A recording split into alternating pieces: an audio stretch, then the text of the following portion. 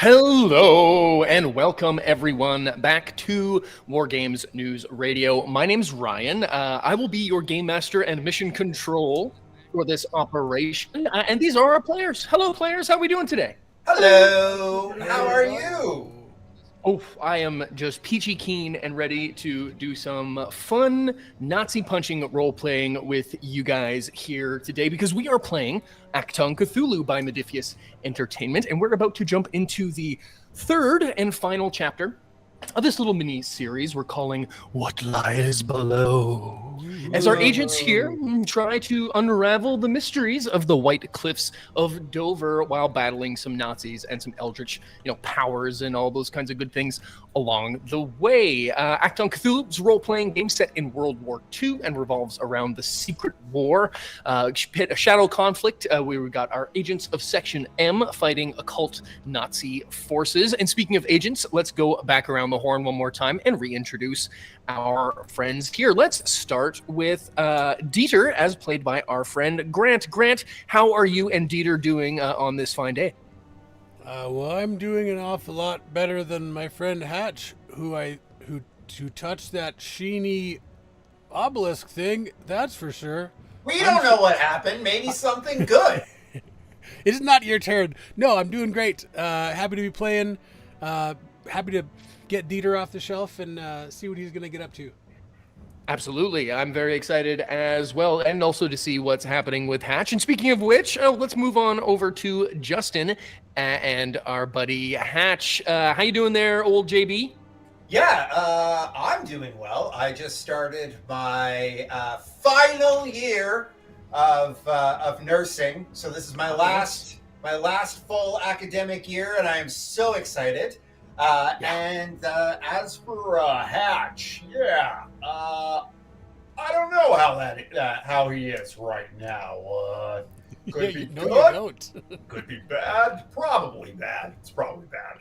But I'm excited to see what happens. And see where this fucking crazy adventure goes. Me too. Very, very curious to see how you pull yourself out of this sticky situation, and we'll go ahead and get into that in just a moment. But first, we move on over to Raj, playing our fearless highest ranking officer, Major Rohan Singh. How you doing there, Raj and Rohan? Raj is great. Major Rohan Singh at your service. Also very good.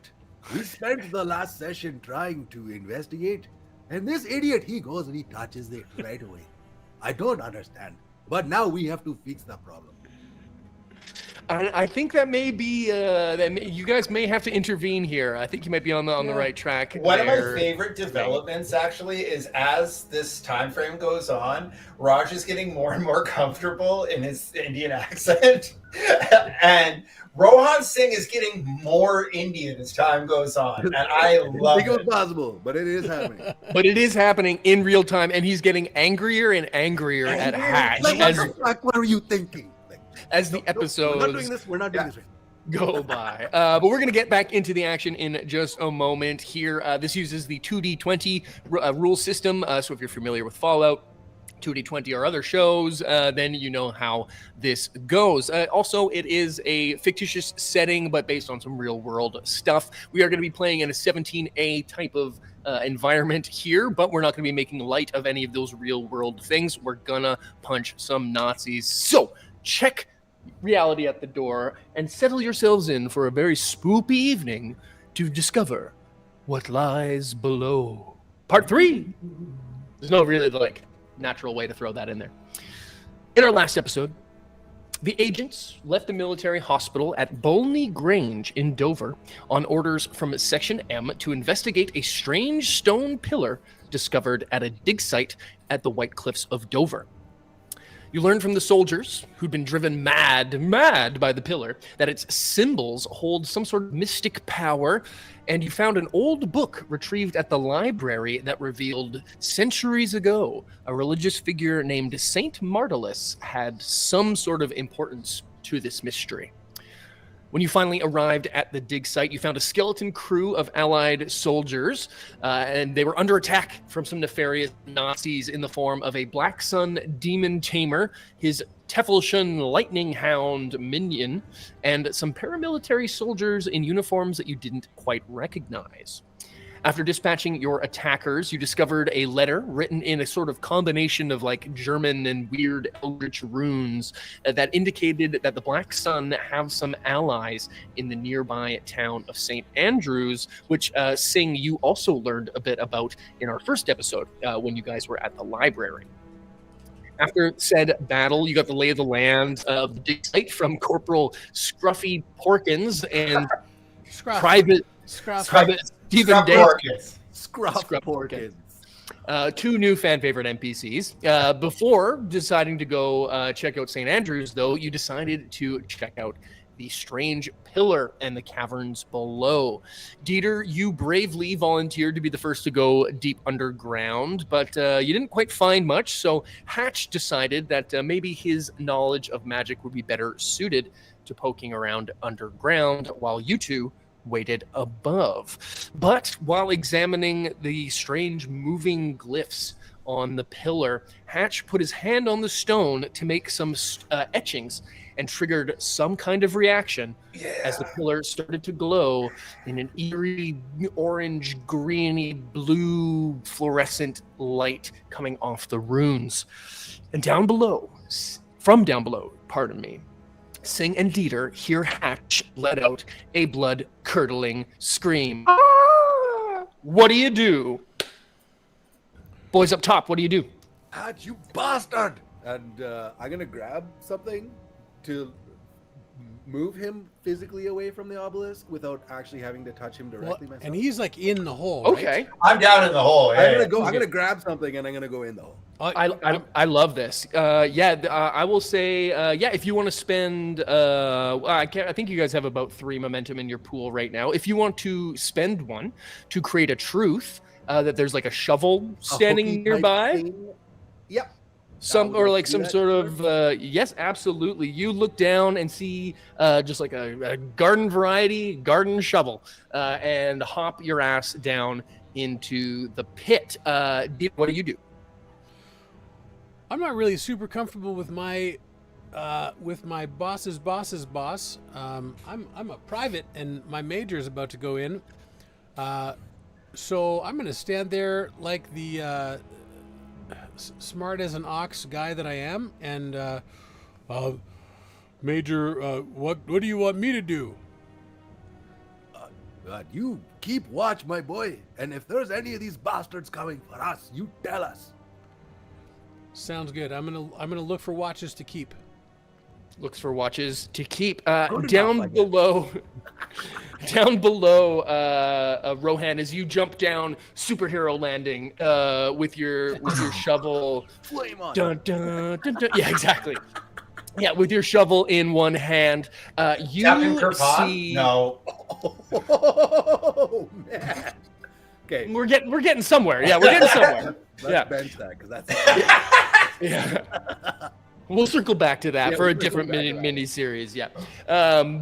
You jump down into the hole and you see the craziest shit that you've ever seen.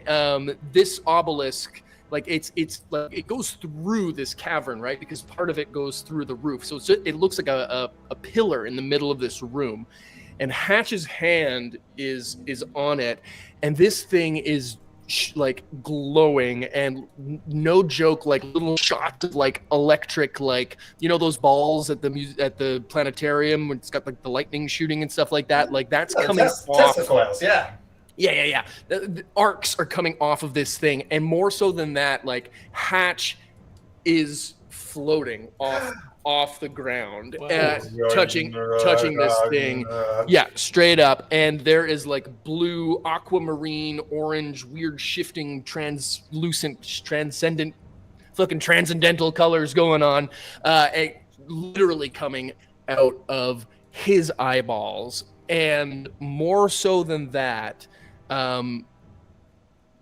you can tell that whatever's happening is changing his facial appearance is like morphing and like his fingers are elongating and like What? webbing a little bit. Hatch, I'm gonna need you to make a will plus a will plus resilience test at a difficulty of 4. Something's going on. That's Okay. That is high. That is high. Now, Is there anything you would like to do to better your chances of success? Now, so I was gonna ask, like, ooh, because I got some stuff to do here. I have spoopy armor. I have +2 to mental, and I got +3 courageous. Does any of that come into play here? My spoop armor, or is this have I shit the bed by by dropping my shields here?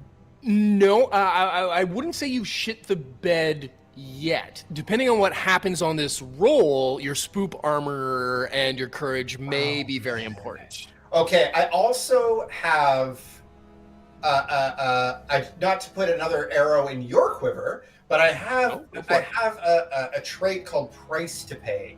So pretty much anything that I do magically, there's some sort of backlash. But okay, all right. We don't. So you've got momentum. You've got 2 momentum, so you could buy an extra dice. Yeah. So you can get yourself up to 3. And you could you still have 2 luck points you could spend to get yourself an auto success on one of those, which would get you halfway there because it's a crit. I think this is, if any time's a good time to use a fortune point, it might be now, pal. Yeah. I think I got to use the luck point because I fucked it up real good. So I'm going to drop down to 1 fortune point left. Yeah. And you said the difficulty was what? Difficulty's 4, so it's one shy of the hardest it's gonna get. Okay. Max difficulty's 5. And it was a what? It was a will. Will plus resilience. You could buy a dice. So will plus resilience is actually a 14. That's So good. it's pretty good. I am gonna buy a dice though. That's a good call. Yeah, buy it. So I'm gonna buy a dice. I'm gonna empty our momentum points out. I'm gonna spend a luck dice. So I now only need 3 successes. I'm rolling on a 14. You actually only need 2 because fortune point is an automatic crit, which is 2 successes. Well, okay. I'm still gonna hedge my bets here. Okay, 14 or lower, baby boys. Let's go. And Oh! I think that 2 is another crit, isn't it? Yeah, it absolutely is.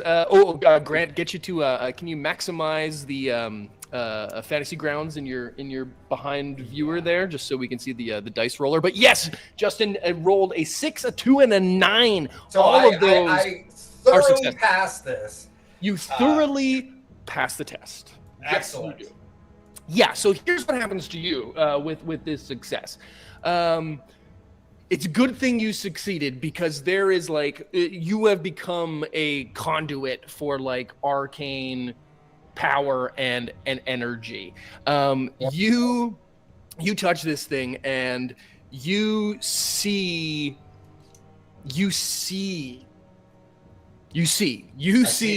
from underneath.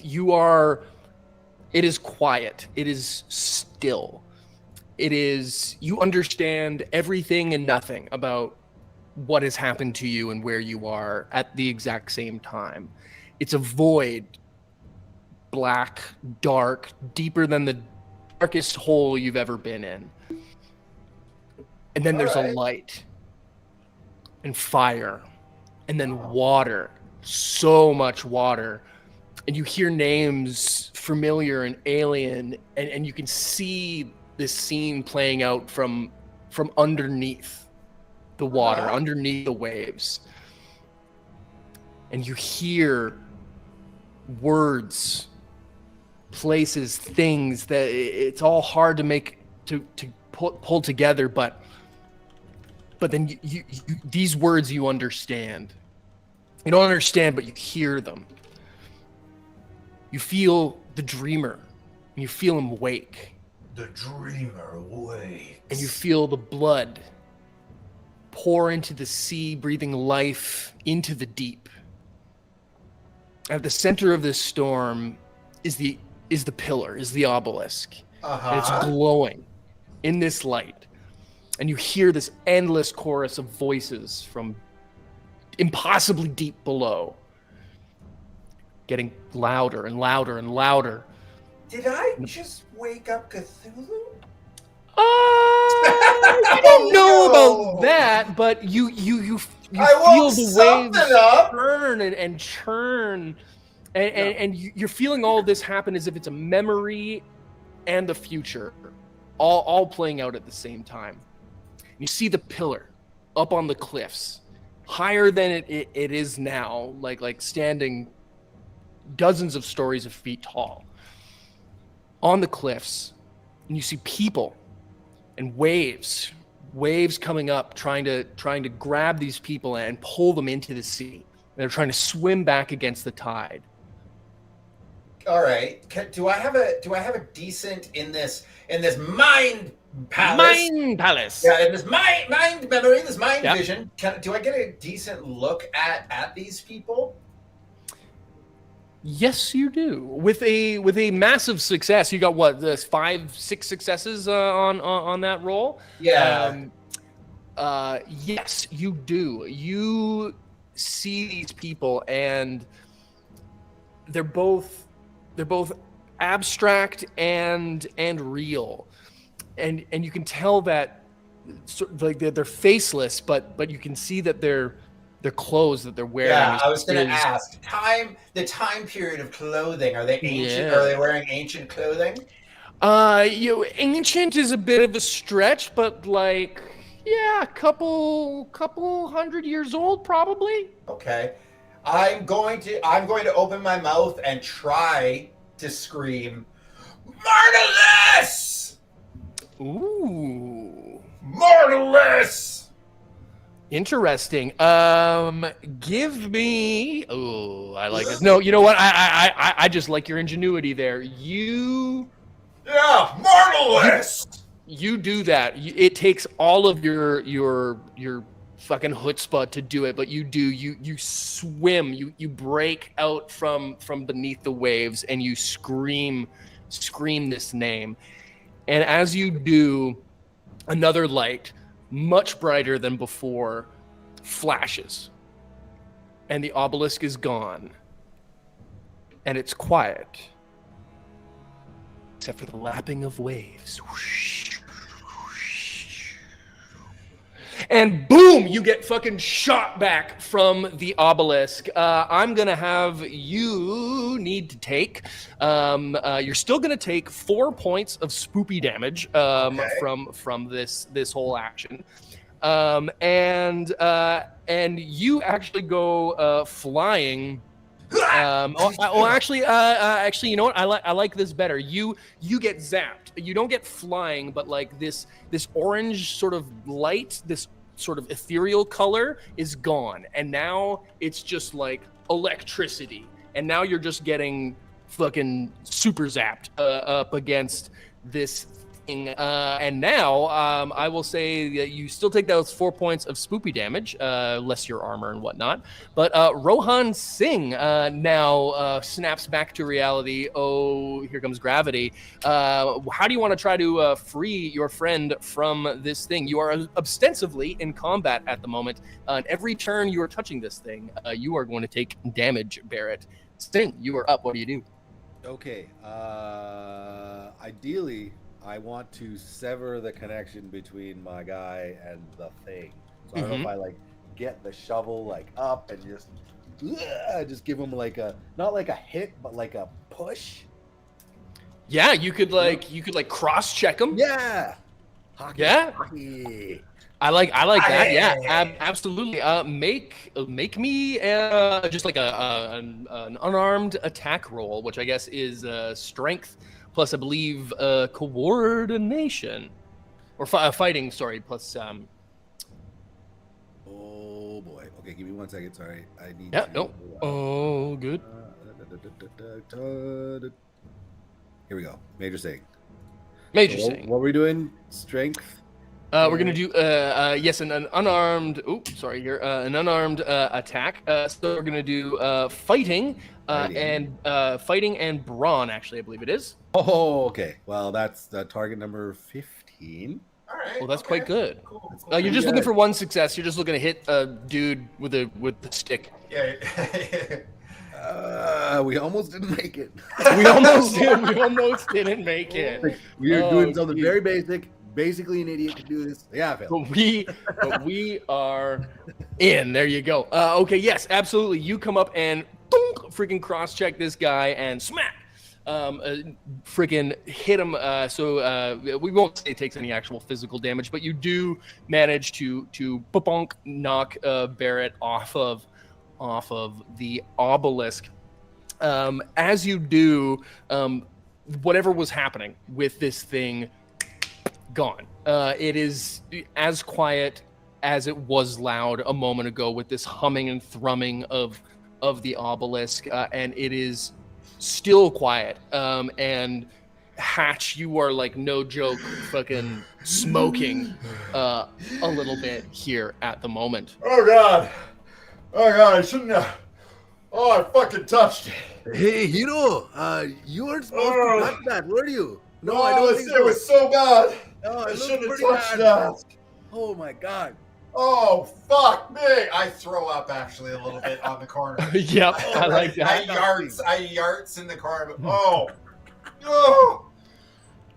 I take my canteen out and I like, my hands are like shaking. I'm gonna yell down the hole. Hey guys, it's okay. I found 3 watches, but I'm gonna have to get them fixed. Oh god, you gotta get me out of this hole.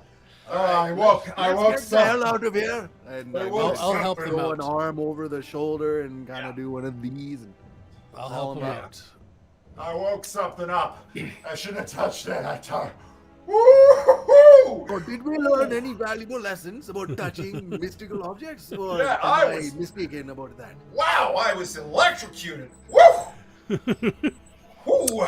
Only slightly. Yes, you saw some sort of vision. From what you could tell, and it seems you put some pieces together yourself that you from the book that you read or you were able to translate some of, and this vision that indeed there was some sort of ancient eldritch Cthulhu nonsense going on around here once upon a time. And it is linked to St. Andrews and this pillar. We gotta get to St. Andrews. Oh, fuck. I mean, we are going to go there anyways, my boy. I'm telling you, What did we learn here? I think I may not fully woke up. I rang an alarm clock. I don't know. We gotta get some more answers. Just fuck me. And I hobble over to the to our Jeep there. I'll help them in. I love it. You guys take a minute to get sort of your bearings here, and as you walk over to the Jeep hatch, you go to like put your hand on the door to open it, and there's something in your hand.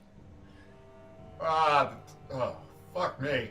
I'm gonna take a look at that. Let's do an investigation on whatever the fuck this is. Absolutely. It's pretty easy. You open your hand and take a look and find a small stone medallion with a leather strap, thong, I guess you'd call it, necklace around it. It looks to be made of some kind of like stone, like very porous, or maybe like coral, and the image on it is very crude, but appears to be of some sort of monster.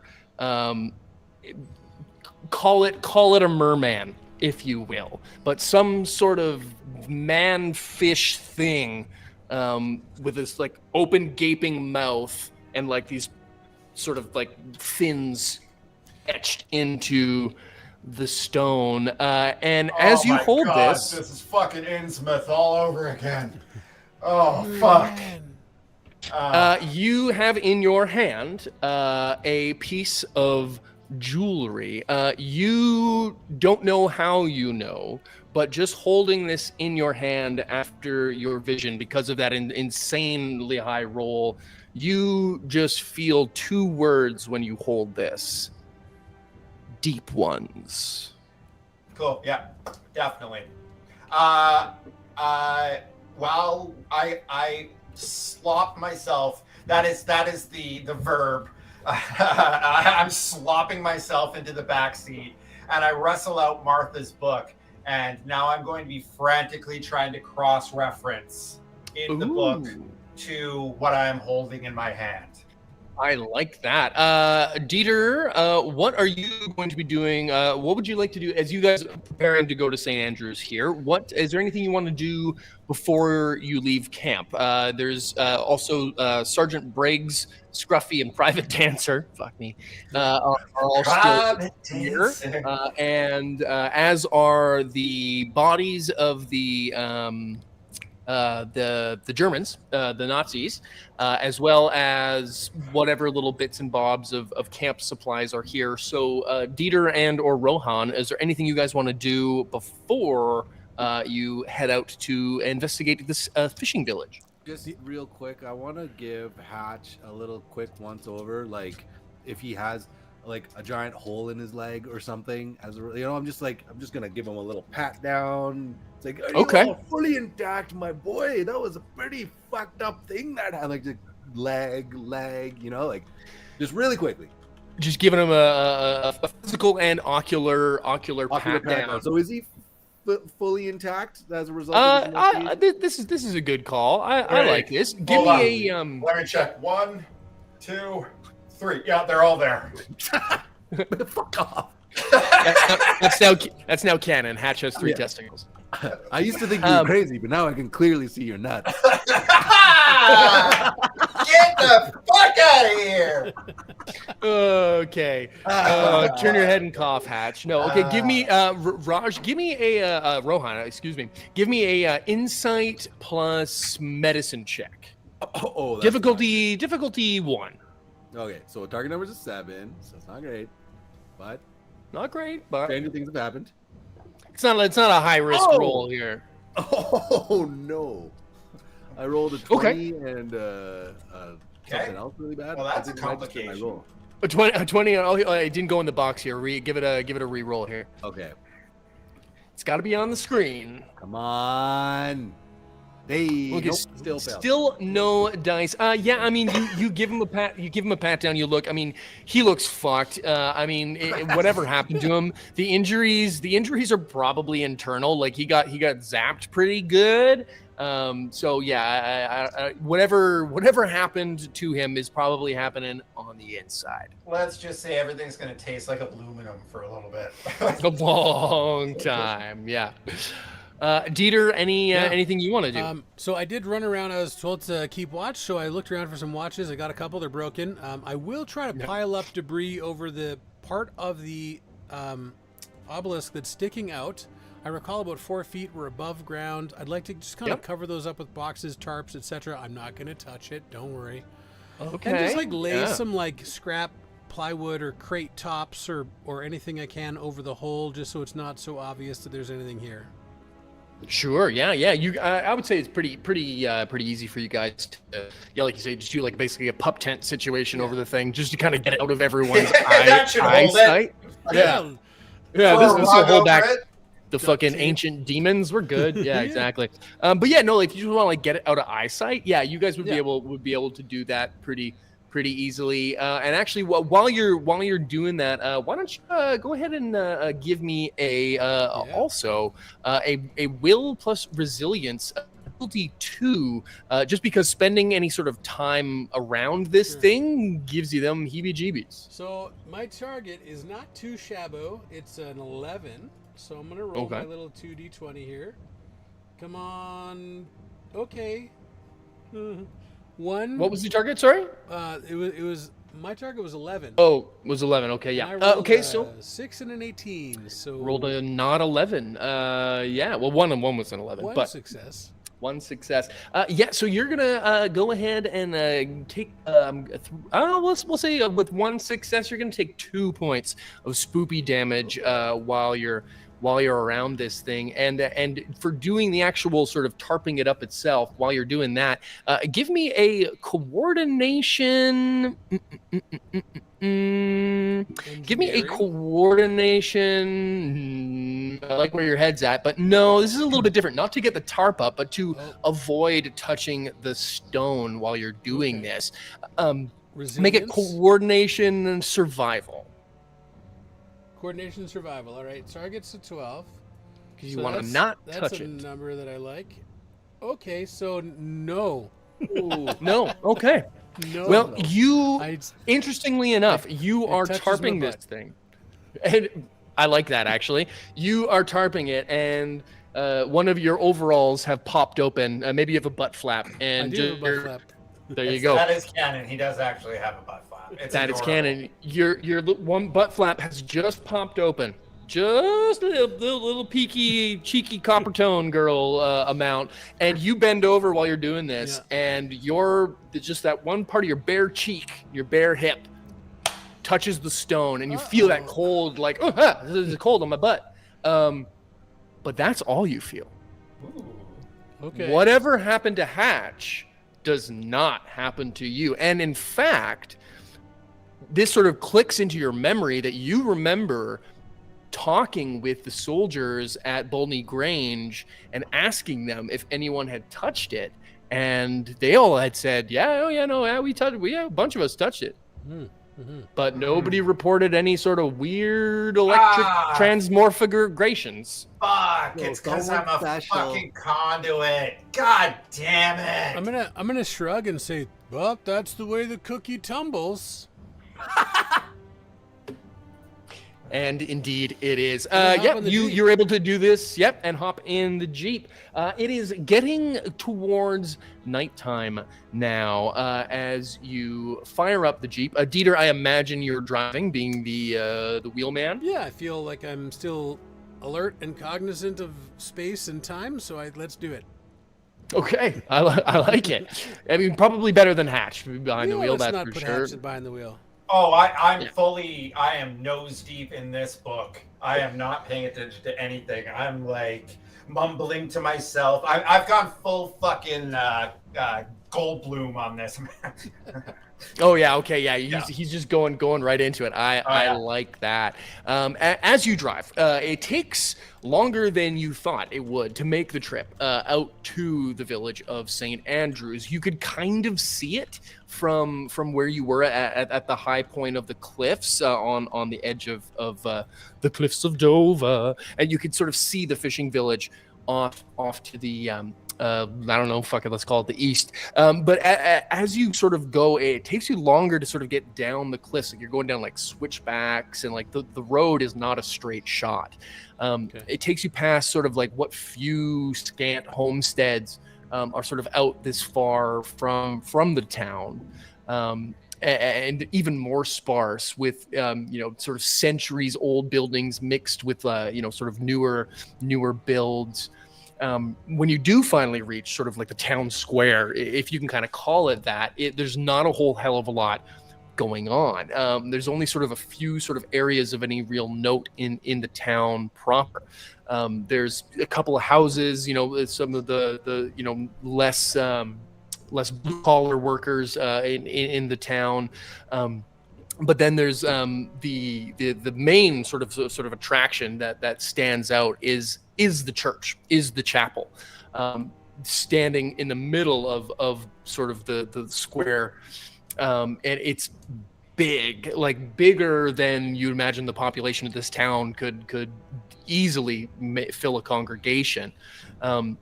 But other than that, there's sort of the fishing docks. There's a pier with a couple of boats, and you see the fishermen sort of bringing in their catch of the day.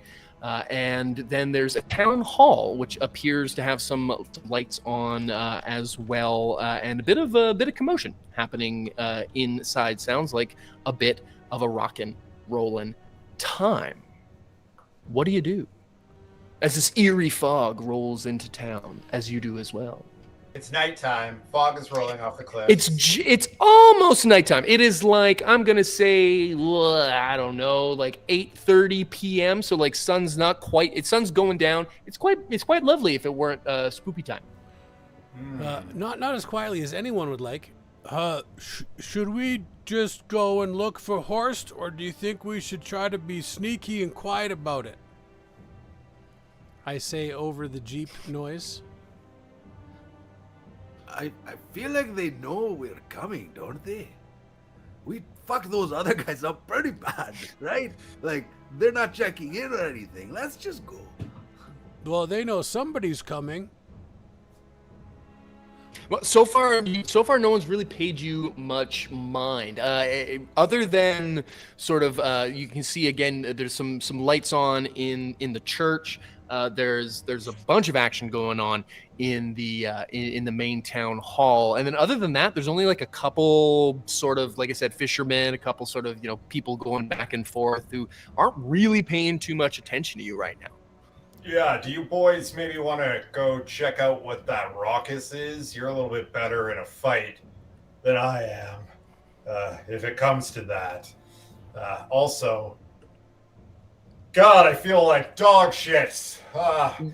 Well, yes, there's a couple things we need. First of all, your damage is actually healed, Hatch. Oh. Between scenes, you recover your stress. So everybody, in fact, is now healed up from the previous battle and electrocutions. I was going to say, if fisticuffs happen in the town hall there, if there's some hooligans or whatever, some brouhaha going down, those two are going to be much better than I will. Hatch is very interested in heading over to the church and figuring some shit out academically or historically.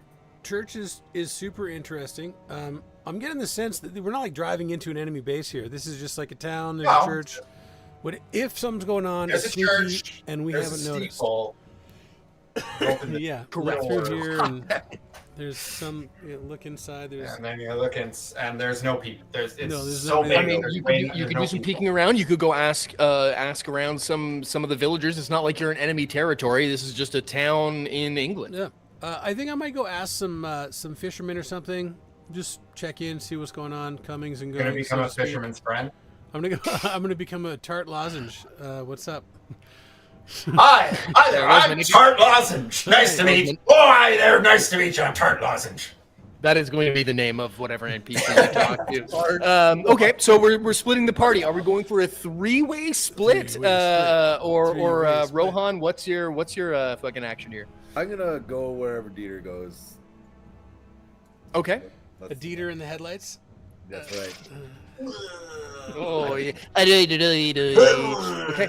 I like it. Okay, that's good. Yeah, you guys have a quick debrief here at the Jeep and decide you're going to do a little divide and conquer and do a little poking around town before seeing whatever's rocking and rolling over at the town hall. Dieter and Rohan, you guys make your way over down to the docks. There's probably only 4 or 5 boats out here. They're pretty small, and only a couple of them look like they're sort of up and running right now. There's one older gentleman with a big gray beard, just Captain Highliner looking shit going on. Yeah, fuck it. He's got a full-on corncob pipe coming out of his situation, but it doesn't look as like clean cut as like Captain Highliner. Like he looks like dirty as fuck. Like he's a real.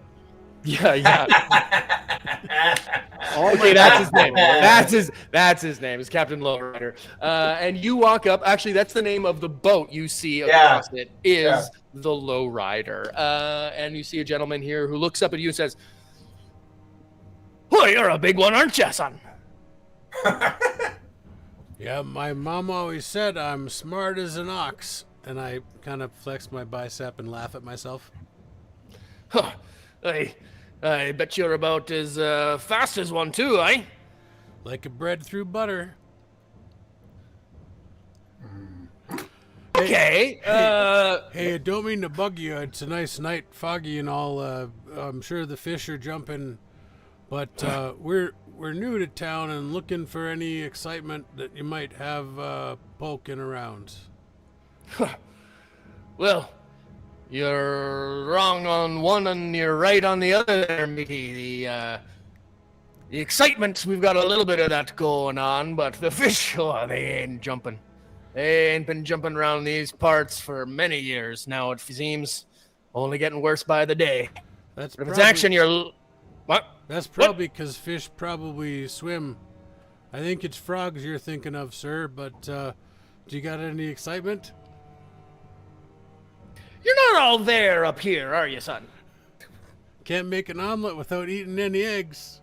Okay, that's good. Is there anyone else I can talk to? You're... I think what my friend is perhaps. Oh, I didn't even see you there behind this one. Hey, you are having your own dialogue. It's okay. We're new to town, much as my dear friend has communicated to you, but we are looking to see if there's anything unusual happening around here. Perhaps that we can look into. Well, if it's unusual you're looking for, you're going to find more than that than usual around these parts. St. Andrew's always been a little bit unusual, if you get my drift.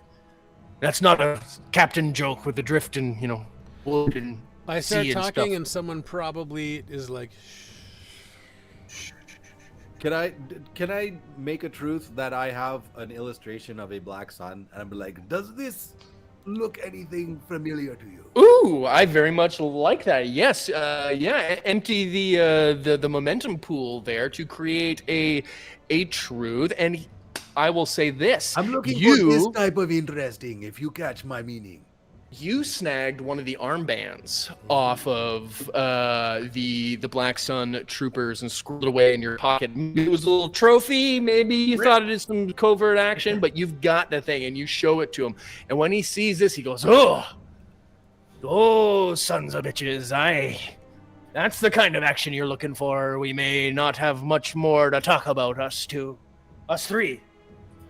You're not one of them buff bastards, are ya?" What? The buff. You know, the buff. The buff. The buff. I pick up Raj, like, huh? Buff? And Like, put the major back down? no, you pair of daft nimwits. The British Union of Fascists. And that's where we'll cut scenes over to Hatch, who walks up to these doors, archway of Yeah, I think out of my rucksack, it's now getting chilly.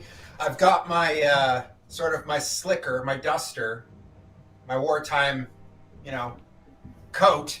I put it on and fluffed up and cinched it up around the belt. Yep. Kind of. I've got my my knit cap, as we call them in Canada, toques. I'm wearing my toque, my black toque. And I kind of just walk up the steps of the church. And he said it was a full cathedral, right? It's like stonework. It's fully as elegant a church as you're gonna find in a town of like 18 people. Yeah, I'm gonna go ahead and just give the door a go. I'm just gonna try to open the goddamn door. Roll for door. No, it opens. It opens with a creak, and no, it's just a regular door, and it opens. Yeah. Okay. And you walk your way inside, and despite this sort of chapel's elegance and opulence, you can sort of tell that it's seen better days. There's sort of vines and shit creeping up the outside of it. Stained glass windows, appear to have not been cleaned in a minute. But as you open the door and walk inside, you see that the interior has been meticulously maintained. It's very dimly lit by like a few candles and some kerosene lamps hanging about, and there's only a couple parishioners sort of sitting in a couple of the pews and praying. Inside feels a lot smaller than the outside. You can tell that it looks like sort of the grandioseness of this place all went on the outside. Inside, it's very, very simple. About 12 pews, 6 aside, and a pretty nondescript pulpit up at the front. Behind said pulpit, is an altar of sorts, with like incense and candles on it, and what appears to be like an ornate box about yay big, Okay. made big. of like filigree and gold and all this like crazy shit on it. There are, as mentioned, a couple of church goers around and about, sort of just sitting down doing their thing, and you see that there is a preacher, a young man, looks to be probably in about his late 20s, early 30s, and who's walking around and putting away fucking hymnals and shit and doing churchy stuff. What do you do? Yeah, I think you're gonna see Hatch walking down the middle aisle with that, boots on church tiles sort of sound. My hands in my pockets. I'm giving a good look around. I'm not trying to be stealthy or hide in any way. I kind of want to get a better look before I approach Bunny Guy. I want to get a better look at this here altar. Because one would assume this would be an Anglican or perhaps Catholic church. But you would be in the right ballpark. But I want to get fucking eyes on that altar. I want to see if this is like a true dyed in the fucking wool Anglican ass church. You want to see what's happening up here? Yeah, absolutely. Yes. You sort of walking as you're kind of like playing the tourist, kind of. Oh yeah. Oh, look at this. Yeah. I'm looking around. Why don't you give me? We're gonna. It's not gonna be just a regular perception check because you're kind of honing in on some religiosity here at the moment. May I perhaps float this past you? You may float. I kind of want to. Can I use like occultism? Not in the sense of I'm casting any spells or anything. Right. Yeah. But I want to be looking for some fucking, runes etched like in, places, and I'm looking for some covert signs of occultism here. For sure, yeah. I think, yeah. There isn't like a religion skill, so I think occultism would for sure cover that in academia for sure. So why don't we go? Reason academia, and you've got a focus in occultism, do you not? I do. So that gives me an extra +1, correct?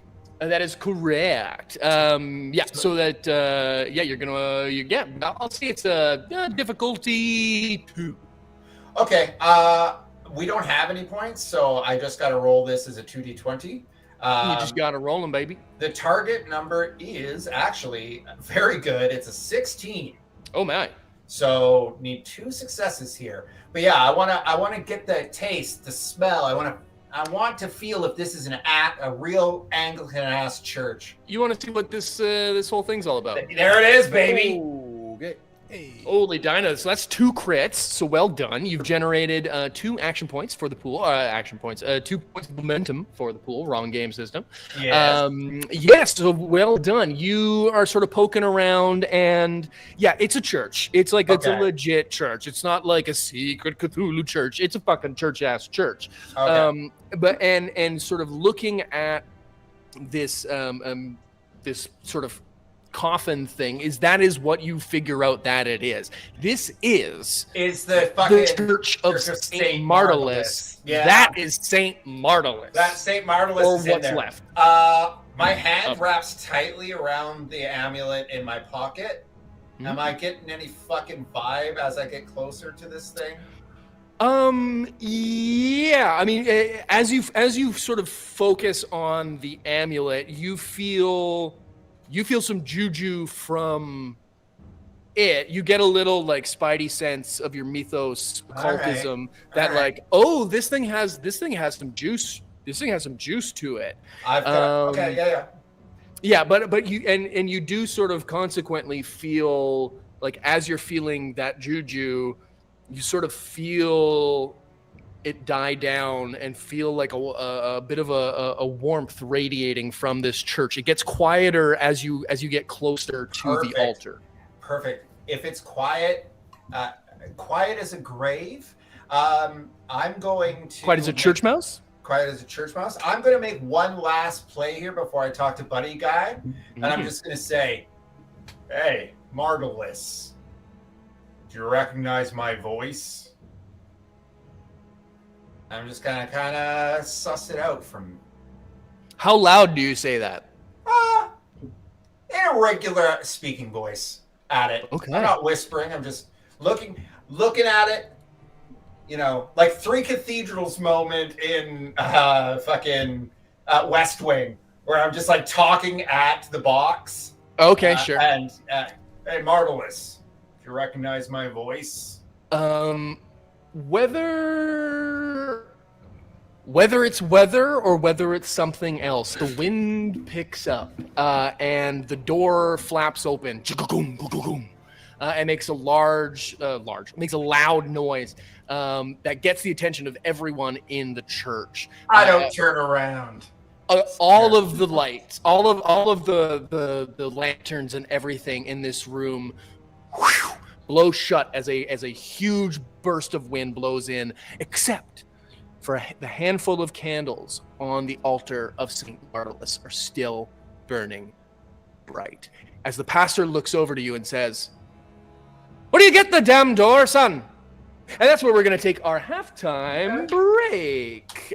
We will be back with the concluding half of this adventure playing the Achtung Cthulhu system by Modifius Entertainment. What time is it? It is 8:52 Eastern time. Let's take about a 10-minute break or so. We'll be back just at the top of the hour, and we'll get this show on the road and find out once and for all what lies below. Hang tough. We will be back in about 10 short minutes. Excellent. Take us out, Grant. Hello, and we are back for the final half of part 3 of Achtung Cthulhu, What Lies Below. It's a very spoopy time here as our agents of Section M have made their way to the town of St. Andrews after doing some investigation on the obelisk, which revealed a vision to Hatch of some ancient skullduggery involving a Cthulhu cult or some sort of eldritch powers of some sort of nastiness.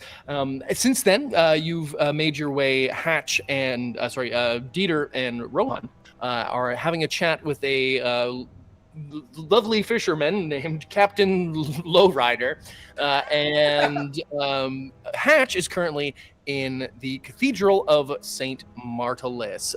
We jump over to the two of you over at the fishing boat, where the captain has just asked if you're part of the British Union of Fascists. What do you do? The British Rohan Union kind of Flashers? He puts his hand on the handle of his kirpan and is like, "Are you one of them fascist bastards?" He puts his hand on his fishing knife and says, "No." Well, that's good, my friend. Oh, come yes, here, it my is. boy. Wait, so how did you get your hands on one of their weird bandolier things then? If you're not part of them. We just met with a bunch of those assholes at this dig site. There was a big pillar, and there was a whole commotion, and now we're looking for the rest of them. We just smashed a bunch of them.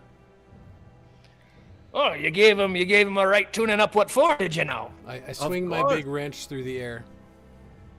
Like I'm playing baseball. All right, I'm starting to see why this one keeps you around. It's not for the talking, obviously. Okay, it's all sort of coming together a little bit. No, well, you see, they've been around for a while now, but just in general in England, they're a bit of a pain in the arse, if you ask me. But they rolled into town a few weeks back and have been setting up shop, causing all kinds of trouble in the town hall. They got a couple of these gents wearing these squid-looking armbands that you got with them as well, wearing all kinds of weird Nazi-looking stuff. I try to stay away from them myself, but they've convinced a few of the younger men here in town to join alongside with them.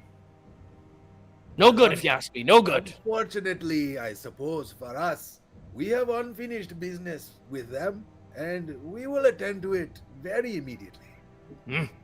Well, if you do go getting in there, just be careful now. They've taken over the town more or less, but there's still some good folks in that town hall there. If they're not wearing any of those stupid little Nazi jumpsuits or these weird bandoliers, just do me a favor. If you go tuning them up with that wrench of yours, just don't tune up everyone now. Now, Mr. Burger, perhaps we should go see what Hotch is up to and get some backup and go. You can tune a fuck these guys piano, but you can't tune a fish. Oh, I'm not there. You just hear from the cathedral. You can't tune a fish. You're out there, beer baron. No, I'm not. Having obviously missed some critical part of the earlier conversation, Dieter says, British Association of Flashers. And I sort of wink at the captain and then drop my butt flap a little. And then I run off after the major towards where we're headed. I don't know who those two were. I can tell you this. I hope I never see them again. They were the bravest two idiots I've ever seen. That's a series wrap on Captain Captain Lowrider. We move back to the Cathedral of St. Martellus, where a wind has just blown out all of a spoopy wind has just blown out all of the lights in the cathedral, minus the candles on the altar of St. Martellus. And the young priest in his little collar and the whole 9 yards looks at you and says, "What do you shut the door there, laddie?" Yeah, I'll walk leisurely back towards the cathedral door and close it up. And the candles are out, right? In the cathedral. Yeah, he's already going and yeah. starting As he's trying to do that, oh yeah, I get to cast a spell because it doesn't just work on people. I'm going to cast spontaneous combustion, and I'm going to snap my fingers and light the candles back up again. Okay, that's awesome. Tell me what do you need to do to trigger? What do you need to do to trigger this? It's what's the difficulty of this spell? Hey, don't worry about it, Padre. I got that for you. I think you tell me that, my friend. Well, it should have a set difficulty. I think that's probably low for that one. It's probably only 1. Spontaneous combustion. Let's say it's 1. You just want 1? Yeah, give me a magic roll. Okay, so to use magic, I use will and occultism, correct? Will and I think it's academia, but yeah. Is it academia? Oh, will and mysticism, isn't it? Well, yes. Occultism is under academia. Okay, yeah, but okay, so it's a 16. I'm gonna fucking whip some math rocks and get a 16.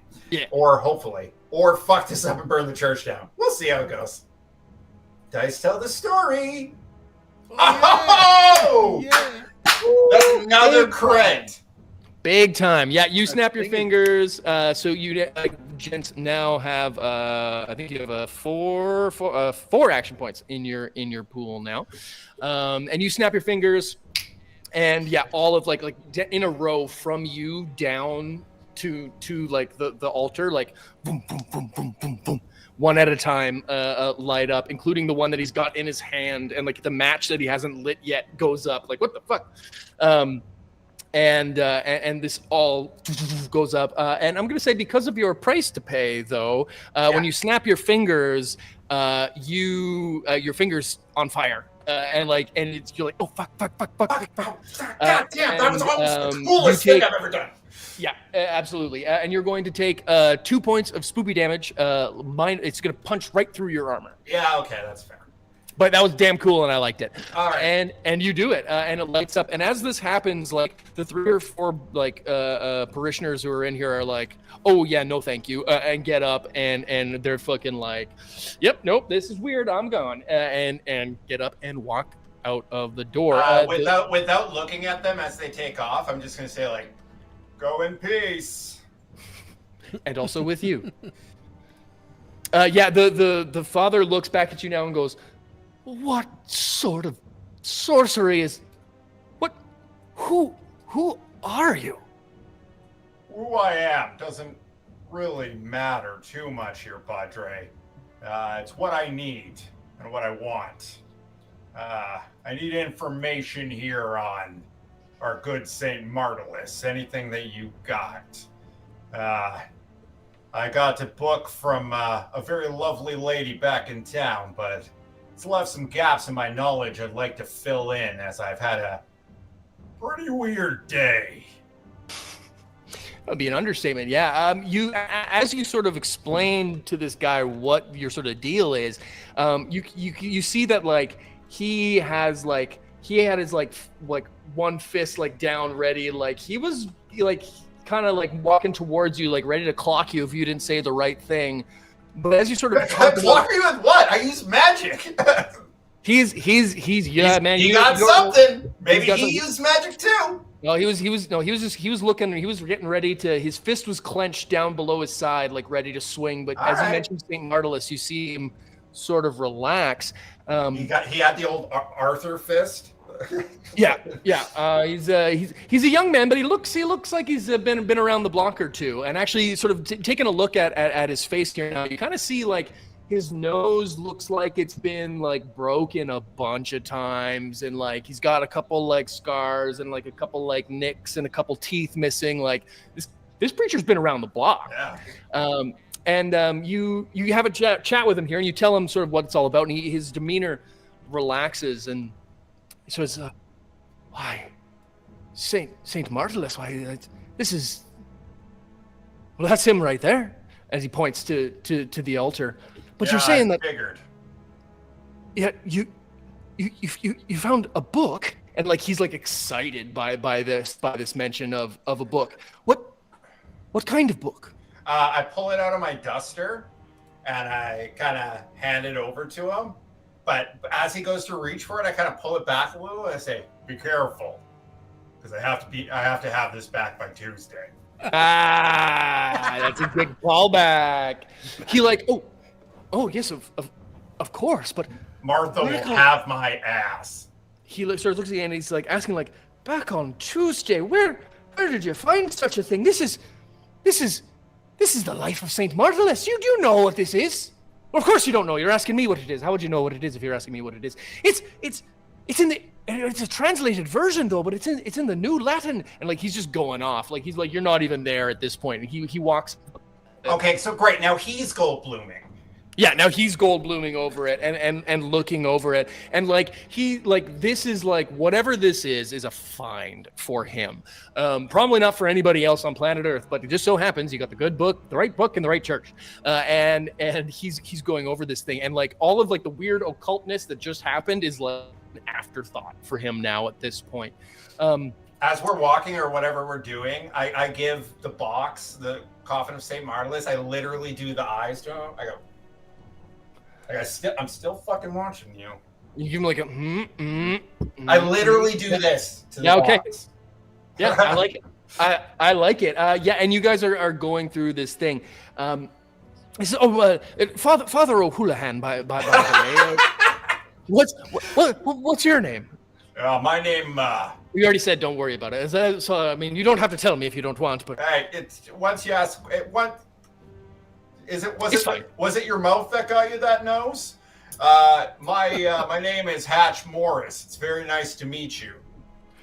It's a pleasure to meet you as well, Mr. Hatch. And like you're older than this guy by like probably like a solid 10 years or so. Yeah. So he's pretty young, but he says, well, this book, what it is, Mr. Morris, is it's a transcription of the life of Saint Martellus. He was one of the companions of Saint Augustine of Canterbury, you see, and he made a pilgrimage here at the White Cliffs centuries ago, after seeing a vision of many souls needing saving. What do you know about giant obelisk covered in demonic runes and maybe townsfolk disappearing or being sacrificed to the ocean gods?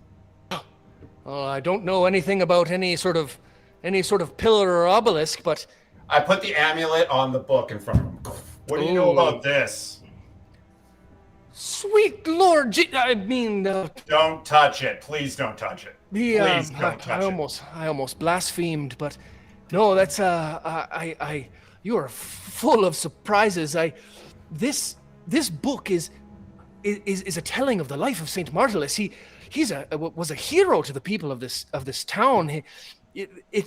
It's more sort of a legend than anything, and probably more of a apocryphal. But I mean, the legend goes that Saint Martellus he came to this town after seeing a vision of souls needing saving, and well, there's the legend goes that some sort of pagan a fishmonger was buying up all the boats in town and driving people out of work and into sin, turning the whole area into some sort of, I don't know, a modern day Sodom and Gomorrah. But that's just Atlantic City. Don't worry about it. Oh, I don't. Yes, I guess that is actually probably popping off right about now, time-wise as well, isn't it? But the legend goes that Saint Martellus came and put an end to all of that and drove the pagans into the sea. He's our own Saint Patrick, if you will. So he came to this town to save the people. Aye, and save him he did. But you're talking about people going missing. That's all too familiar. That's more or less exactly what brought Saint Martellus here in the first place. Are people going missing from your town now? I didn't see many out there. Well, there hasn't been that many left. I mean, since the war broke out, a lot have either signed up or left town. But a lot of them haven't physically left. But I would say that a good number of them have sure fallen from the path. I put the amulet back in my pocket because I don't want him to touch it. Fuck, who was the bird that we're supposed to be looking for out here? Fucking Horus? No. Horst. Yes. Who's Horst? Houlihan. Horst. Of course you know. I know a horse. Of course, of Horst. Of course, the horse. You are. I shouldn't be. This is the third time I should not have been surprised by you, Mr. Morris. But I know this Elias Horst. Came into town with these British Union of fascist sons of. You know what I'm trying to say. They rolled into town a few weeks ago, and that's what I was meaning by falling astray from the path. These British Union of fascists and this horse, they've convinced a lot of our flock to, well, they've just stopped coming now. And, well, he's got them all drinking and engaged in all sorts of debauchery down at the town hall, and day by day he's getting more and more of them involved. It really is a sad sight. I've been trying to get more to come to church, but too many, like I say, they haven't been here in a long time. I'm going to say to him, I'm going to pack the book up and put it back in my duster and say, I'd love to leave this with you, but back by Tuesday. Well, I understand. Yeah. Houlihan. I'm going to lay it on the line. There's a Go ahead. No. I was just going to say, at this moment, Singh and Dieter walk in through the cathedral to get everybody involved here. Continue. Yeah, absolutely. I'm going to say, Houlihan, as you know, there's a war on. We just took out a landing party of occult Nazis up at a dig site not too far from here. And I figure my friends, whatever they found out, it's going to lead us down to the town hall. Now, looks like you've seen a fight or two. Why don't you... it's kind of bashful. Yeah. Why don't you go grab that whatever holy scepter or knotted piece of wood you got and come help save your congregation from the grasp of pure evil. He looks up. He gets a grok of the two of you coming through the door. Fucking Major Singh and Dieter wearing his fucking tank armor coming through, and like he's now kind of putting together what you guys are all about. Yeah, So we're here to clear town out of Nazis. You want to give a hand? Well, I think I could lend a hand, but I got something that might better than a knotted stick. He walks over to the altar of Saint Martellus, does a quick, "Oh, Father, forgive me. I think he'll understand." He opens the box and pulls out what looks to be a Roman gladius of sorts that's like gnarled and rusted and like fucking like all kinds of fucking holy filigree, and like this thing's thrumming with some fucking like righteous juice, and he holds this thing up and says, "I might not be Saint Martellus, but his sword ain't half bad."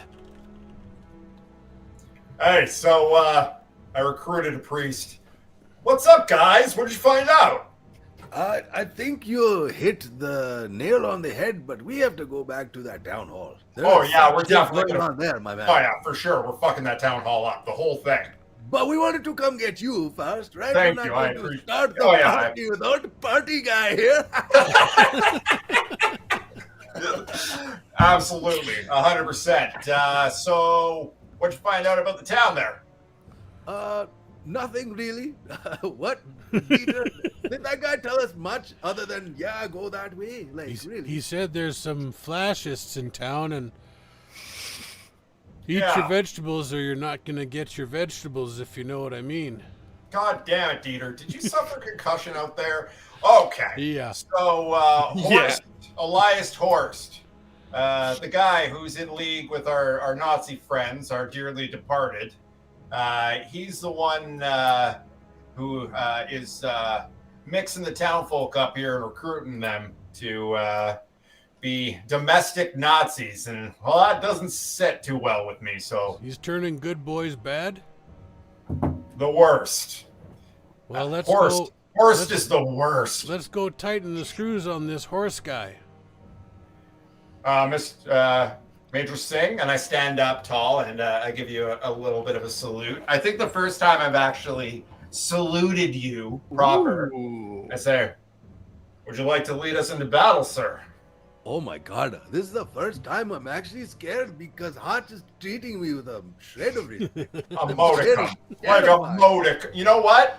Go fuck yourself. How about that? You like Hey, that? let's go, you insincere bastard. I'm going to slap Hatch on the backside of his head like he's disrespecting his superiors. Hatch takes 8 points of damage. No, Yeah, exactly. From Fucking Dieter's skull collapse. Dieter's mitt. Yeah, exactly.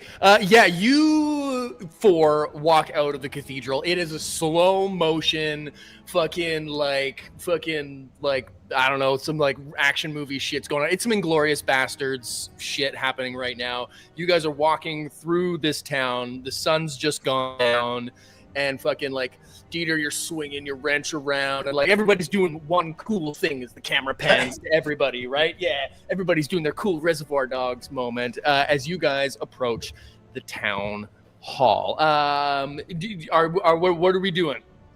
I say we probably Get in the van. It's a building. In the van. how do you want to play this? How do you want to play this thing? I say we drive it right through the door, my boy. Well, Really? I don't Blow blow the doors off. Yeah. I think that's a great idea. I don't. Okay, Houlihan. Not everybody in there is fucking absolute human garbage, correct? We don't want to just go I was about to say, yes, there's a good number, especially the women and young folk, who are just been sort of coerced into working as to turning the town hall into a makeshift tavern, if you will. Oh, well Do you- then perhaps we revise this strategy. Maybe let's I've got not an open idea. up. Let's not start loud. Okay. I've got an idea. I think some negotiating might be in order.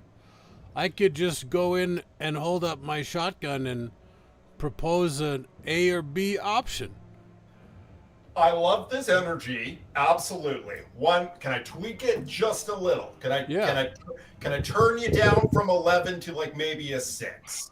Yeah. I turn to Houlihan and I say, Houlihan, you've been trying to minister to these folk and get them back on the straight and narrow with old JC up there, right? Aye. How about you go in and give them one last sermon, and we'll make it clear whoever's still standing in that building when you're done talking is going to get what for. Can I stand behind him and hold my shotgun? That's literally what your job is going to be. Yeah. That sounds... Yep. I'm going to take up a position with Mr. Browning here. I'm going to be ready for anyone. So you boys, you do it. And I will be here also. And I look at Houlihan and I say, I'm not allowed to carry weapons. It's kind of part of my deal, but you're gonna see some shit, okay? But I can carry you, Mr. Frodo. Yeah. And then I pull my shield out of my duster, my little buckler, and hardly know her. And I say, yeah, lead the way, Houlihan. Yeah, absolutely. You guys go in and he freaking boom, boot fucks the door right open. And as you approach, it is like, picture some stereotypical 1940s German beer hall shit going down in England in a small fishing town. It is unsettling as fuck. The door gets kicked open. Yeah, it's not that great of a scene. This quaint meeting lodge has been, as I say, turned into like this beer hall. There's maybe only about half a dozen people. Well, let's push them out of there. Oh, well done. Kiss your jokes. Half a dozen people here, varying ages, and at sort of a couple different tables. Most of the tables have been pushed together to make sort of one long seating arrangement in the middle of the hall. There's a few of the sort of townswomen been sort of coerced into working as barmaids, and they're running drinks to the men at this table in between bouts of harassment and getting their butts pinched in this makeshift tavern. And it's hard to miss these huge flags, all that have been sort of just hammered into the wall with this big blue lightning bolt symbol that you will know just from being alive in Britain at the time, that is the symbol of the British Union of Fascists. Just a bunch of real-time political party that around the time in the 30s and the 40s just decided that was a good thing to do. History doesn't repeat itself. Gross. But anyway, and they're all in here doing beer hall shit. It is a bunch of Brits dressed up. They're wearing these little Hitler Youth sort of looking outfits. They didn't really wear these in real life. They wore like all black uniforms, but I wanted to make them look fucking ridiculous. So they're wearing like shorts with like little bandoliers, and they just look absolutely ridiculous. What are you all cosplaying as assholes or what? Yes, and it doesn't mean that they're not dangerous. That's who you see at the center table. The rest are just the townsfolk. But at the head of the table is a man wearing Black Sun garb. In fact, the silver skull face mask of a Black Sun master, flanked by two Black Sun troopers who are standing sort of behind him on either side as he's seated at the table, who you can probably surmise is one Elias Horst. And the room, this raucous scene with like, I don't know, there's fucking someone playing an accordion or some German shit going on in the background. The record scratch on this real life accordion happens somehow. And everyone turns and looks at you four standing, fucking guns, shields, and everything else drawn at the ready with this preacher in the middle holding this ancient fucking Roman. If any of our fans see this either now live or future in recording and want to draw that, I mean, we're not going to say no because that sounds fucking kick ass. That would be a pretty dope scene. As the preacher looks around and says, "All right, you bunch of heathens. You all know who I am, and I all know who you are. I know who you are. I know who you are." And he's pointing at like the regular townsfolk.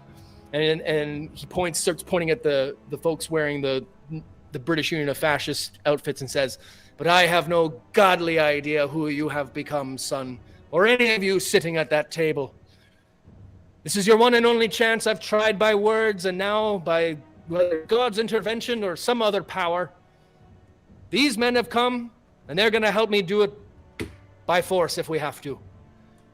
So if you're not wearing one of these armbands and you don't want to get your fucking face smashed in, get the fuck out now.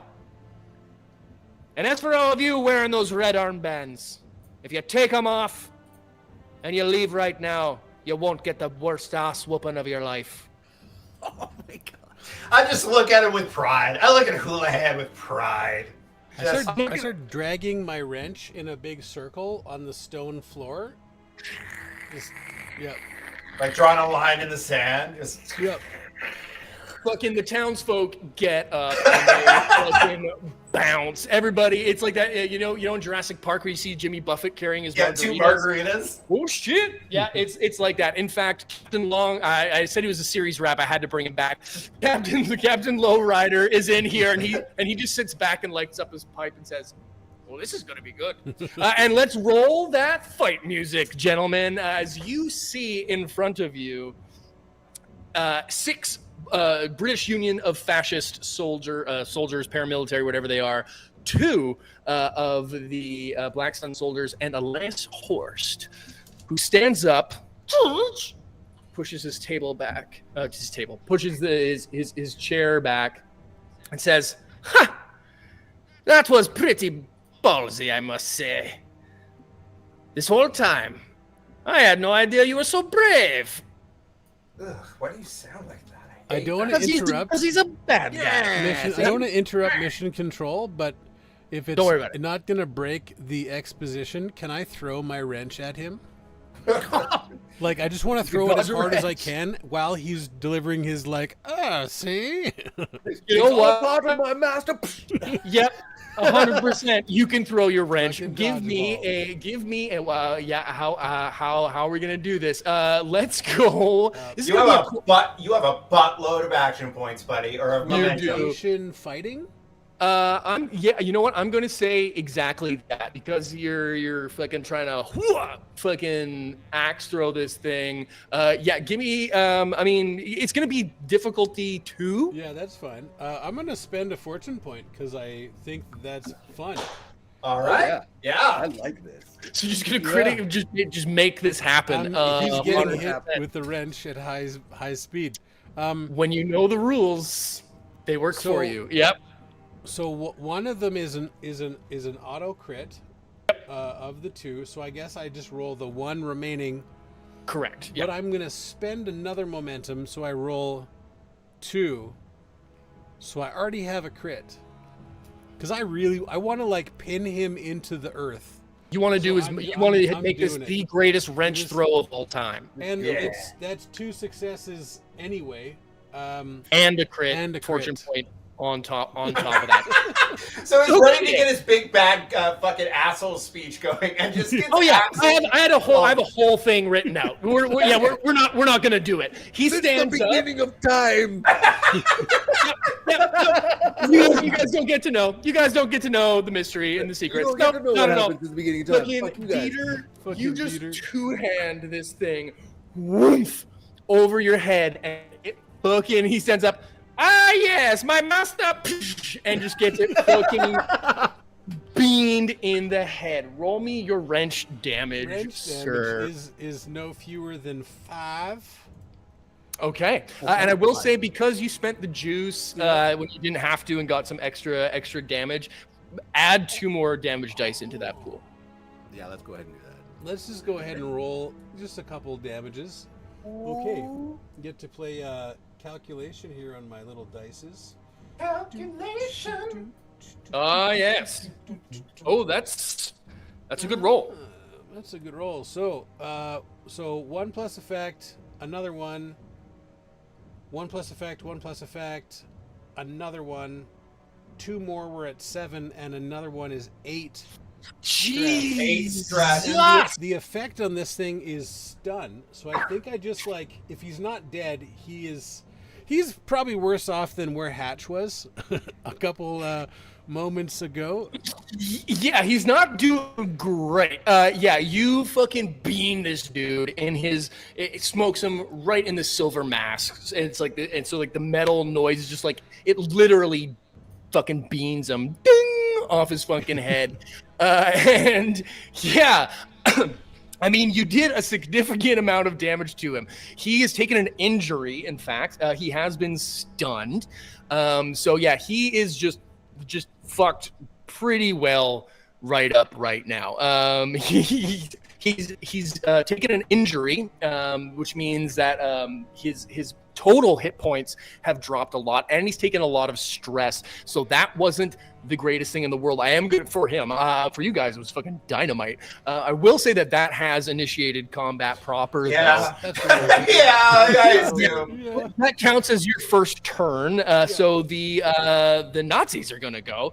Horst would like to go and do some fucking epic boss battle shit, but he's stunned, so he ain't gonna do that. So he's gonna shake it off, and we are going to have the Black Sun Troopers going to open fire on Dieter, because I feel like that just makes sense. a lot of sense, right? So yeah, so they're going to be taking some shots at you. I need to find their stats here. Fighting of 3. Oh, so they are going to take some shots. So there's 2 of them taking their shots. So there's 4 dice total, and their target is 11. They hit you a bunch of times, Dieter. So you're going to take 2 MP40 machine guns worth of damage. As Horse gets hit in the head, they just like immediately swing up their submachine guns and start firing off. So they've got 4. This is still hitting my armor of 2. This is still, it will. Alright, your armor good. will come into play here, absolutely. And it my is going to be a damage whopping. reduction of 3. Yes, it is going to be a whopping 8 damage dice coming your way. That's a lot of damage. And remind me, we had 2s and. So one is 1 damage, 2 is 2 damage, 3, 4 nothing, and 5, 6 Okay. is 1 damage. 1, with an 2, effect. 3, 4, 5, 6, 7. You take 7 hit points of damage less your armor. Sounds good. So 2. That's a significant amount of armor reduction. Well done, sir. I have a big. I'm wearing a T19 Deerhound, so It's kind of your thing. It's My- like this- his whole this session. thing. Yeah. It's kind of your wearing whole- half a Volkswagen Beetle on. Like, okay. Guten Tag, exactly what motherfucker. he's doing. Yeah. Okay, so that was their Guten turn. Tag, That- mein that- Lieblings. that's all they do. They take a couple shots and then they just move a little bit sort of around the table to sort of get out of the crossfire because now all the British Union of Fascist dudes have like chugged their beers, smashed them, and stood up and turned around ready to brawl as well. But it is now back to the Allies' side. Dieter, you've gone, so it is now up to the 3 of you, including Father O'Houlihan. What do you want to do? Roger boy, do you wanna go first and open up fire, or do you want me to do my thingies? I got this. So, All right. if I may, I would like to have. You're pulled Rohan the Singh. table- You asked no one what to do. I pulled the table over and I set the pedestal legs of the gun, switched on slow fire mode, which is a real thing, There you go. and I picked the closest fucking piece of shit and shooting him in the face. I'm sort Okay. of imagining you doing this with like a doily out, and you put the bipod Just- legs on the doily, all delicate. Yeah, out, it's like my Like- grandma made this. putting the iron sights up with your pinky finger out. Wait, sorry, are you kicking up the bipod and putting that on Yeah, the like table? the or little- are you the taking little- the table and using that as a. I'm as sitting a, it down on top of the flat part of the table. So like I And then drag the kicking- table up, and so I'm kind Got of it. like standing with the thing mounted on the table. So I'm like, Yeah. He's got it for more stability. Yeah, okay. Yeah. For sure. Okay. Yeah, I like that. And you got the Yeah. slow fire for the accuracy. Yeah. Nice. I will say, narratively, if you want to use sort of like your tripod as a truth, Because this it's inaccurate, right? Yes, it is. Yes. I will give you, if you want to spend some momentum on a truth, I will let you make it accurate, so you could spend your minor action to aim. Yeah, I do want to do that. Okay. Thanks. Well, then you I want are down to the 4 now action points. But yeah, if you want to take a fire, so with aim, you can then re-roll one of your d20s. Sweet. Okay, so what am I? So what the is my closest score? to you is gonna be the British Union, and we'll run the bad guys as kind of like groups. So there's the Union of Fascist guys, the 2 Black Sun soldiers, and then Horst. Is it coordination and fighting, or brawn and fighting? I think it's For coordination. gun is coordination. Yeah, Okay, so target number is 14. that's pretty good. It's very good. Roll them meth rocks. Oh, yeah. we did. You don't Yeah, we even did. need to re-roll with the aim there. You're good to go. Yeah, you unload into the British Union of Fascist dudes who, don't worry, they're not armed. They're starting to pull out some Lugers and shit. They're not just like a bunch of unarmed dudes that you're just mowing down. I don't care. Um, They're fucking I actually Nazis. don't have a problem with that. Yeah. That, Okay, well, I mean, Shoot just in for the fucking sake of face. anyone who may be watching, yes, they are armed. Yeah. They were kind of at the wrong place. I mean, And we very, said very, you very can wrong. fuck off now if you want. Yeah, like where's like you can go if you don't want to be a part of this. You can just. That's true. Yeah. There was an option. Okay, all right. Fuck me. All right, just kill the Nazis. All right. Yes. Damage So dice, let's go. damage dice. Hit him. Here we go. Here we go. Okay. Good Oh, that's all right though. 2, 3, Uh, 5 4 plus 2. Yeah. oh. Yeah, so, 5 plus 2 effect. What's my 5 effect? and 2 I want- effect. Yep, that's right. Yeah. And what is the effect on that gun? It's I think it's just inaccurate. Spread or That's the something? quality. So Yeah. oh no, it doesn't have. I thought you could target like a group Yeah, I with it think as well. your Doesn't have effect like is burst, isn't it? spread burst. spread burst. I don't. Hold on, let me just really see. know. Let's go to the player's guide very quickly. Let's go to the player's guide. To the guide. To the guide. There was a firefight. There Yeah. was a firefight. Where is the Machine gun. Browning automatic rifle? Qualities, There we go. Escalation. That's page 99 in the player's guide. Oh, thank you. Why can't I find it? Oh, I'm looking in the frickin' Game Master's Guide. That's why. Yeah, I'm on. Oh no, the page- qualities are actually just inaccurate. It just No, says inaccurate. right. Okay. Yeah. All right. Never mind. Yeah. So, yep. You just deal. Sorry. It was how much damage? 5. 5. Okay. Yes.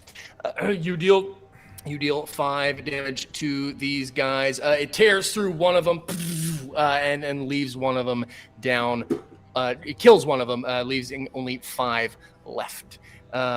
Yes. Back to these guys. In fact, it is now their turn. They pull out their Lugers out of their little shoulder bandoliers and kick over some tables and kick over some chairs to give themselves a little bit of cover. And start firing. It's going to be a little indiscriminate. I'm going to say everybody's going to get Everyone's one gonna shot get a at little them. bit. Everyone's going to get a little bit. Hatch coming at you Coming at you. is Coming at one hit. At ya. One hit And for What a 3 physical damage. Okay. Well, I raise my my shield and ping, there's a ricochet off, but I still take 1 stress damage from that bad boy. Okay. Dieter, you get hit, but it just plinks all off your armor. Nothing doing. Rohan, a couple shots come at you. Ooh, they Ooh. also hit. Ouch.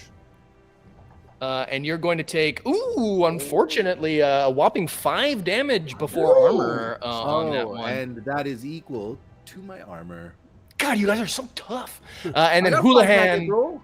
Houlihan's getting shot too. Oh yeah, he's probably not. He's not as tough as you guys. But he takes 3 points of stress. Not so great. Does But he that have is a Patches, robe? patches of hula. Patches Does he have- O'Houlihan. There's a Holy leg. Kevlar robe or something? No. No, unfortunately not. He's wearing his fucking Cossack, his habit. Yeah. And he's But- back to the allies. That being and- said, Mhm. he is going to be a whole lot tougher in just a minute. Alrighty. Hatch. Sounds like Hatch has something for this. Hatch raises his hands And in the air, I draw the symbol of Anzus and say, All Father, Odin, glad of war, call your ravens, Hunin and Munin, thought and memory to protect my allies. And I cast Ravens of Odin. Ooh. And what does Ravens do?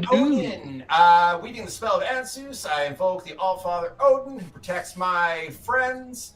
Skill is Academia. Difficulty is 2. Cost 4 stress. Drain. Piercing 1. So it goes through one of my spoop armor. Okay. And the duration is the number of rounds equal to my spellcaster's power, so a lot. Okay. A word spell. While the spell remains in effect, all of the spellcaster's allies within close range receive additional morale equal to the spellcaster's power. Fuck yeah. So for 2 momentum, all affected characters inflict +2 stress on all melee attacks.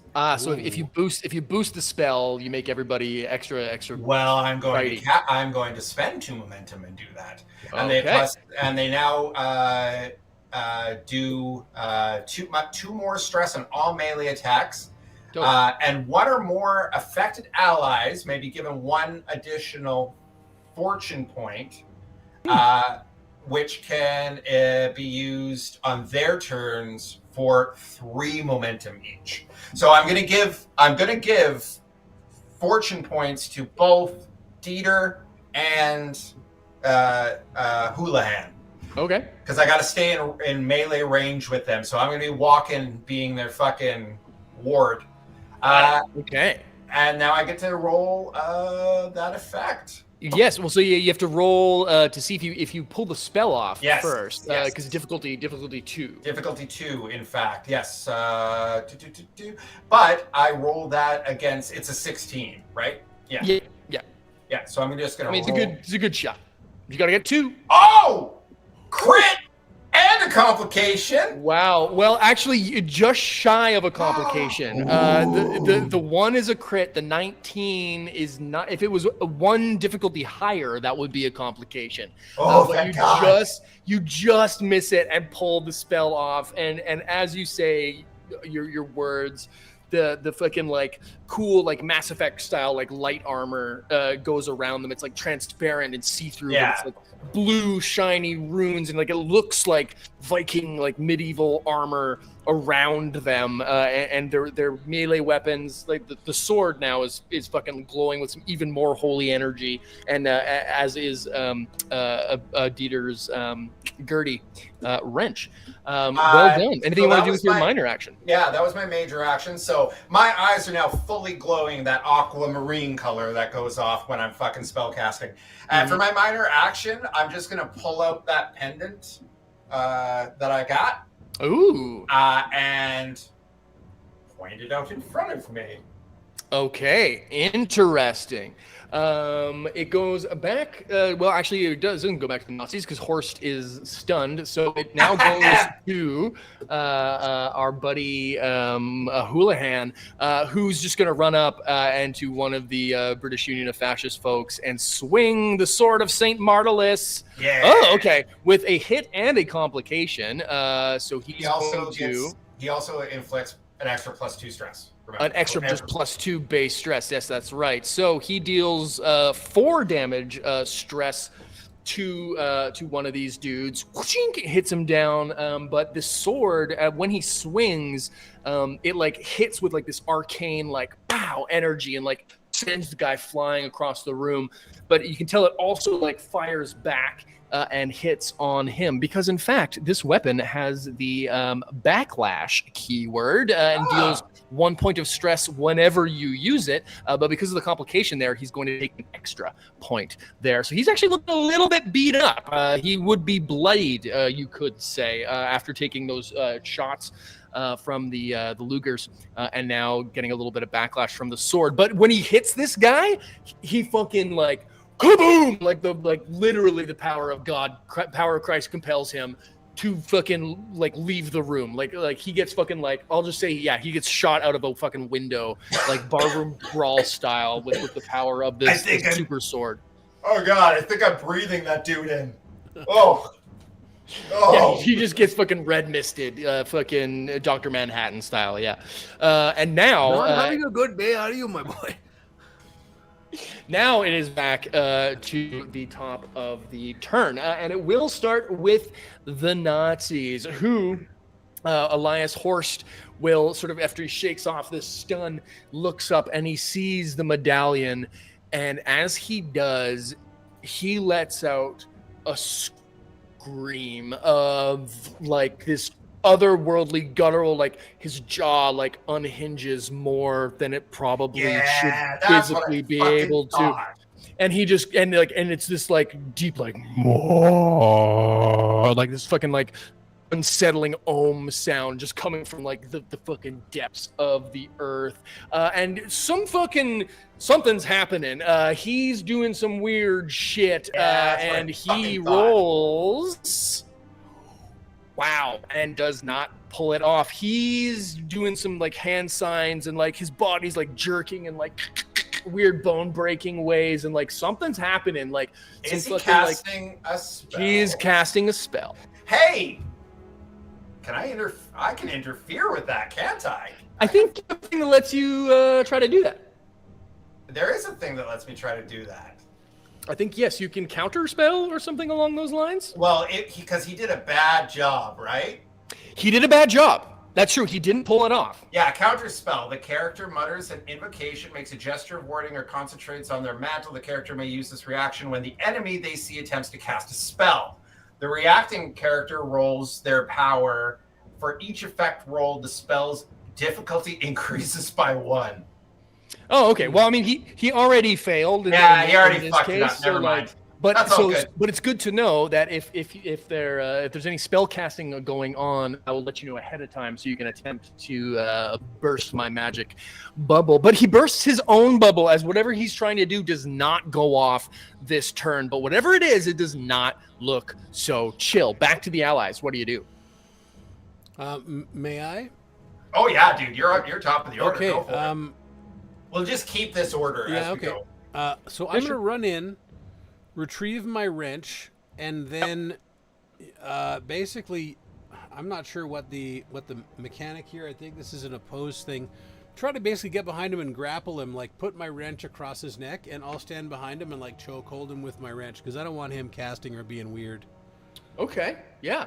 I will say this. There is a fair distance and a lot of bodies that are angry at you betwixt you and your wrench with which you hucked across the room. If so you did we get a fortune? Yes. You have a fortune. You can use it if you spend 3 momentum. I don't know how many momentum we have in the Can tool. I? You've got that many, yes. Can I spend 3 momentum? I still have another fortune, but I'm going to use the fortune I got to spend 3 momentum. Can I spend the fortune to just run through objects and bodies to get to him?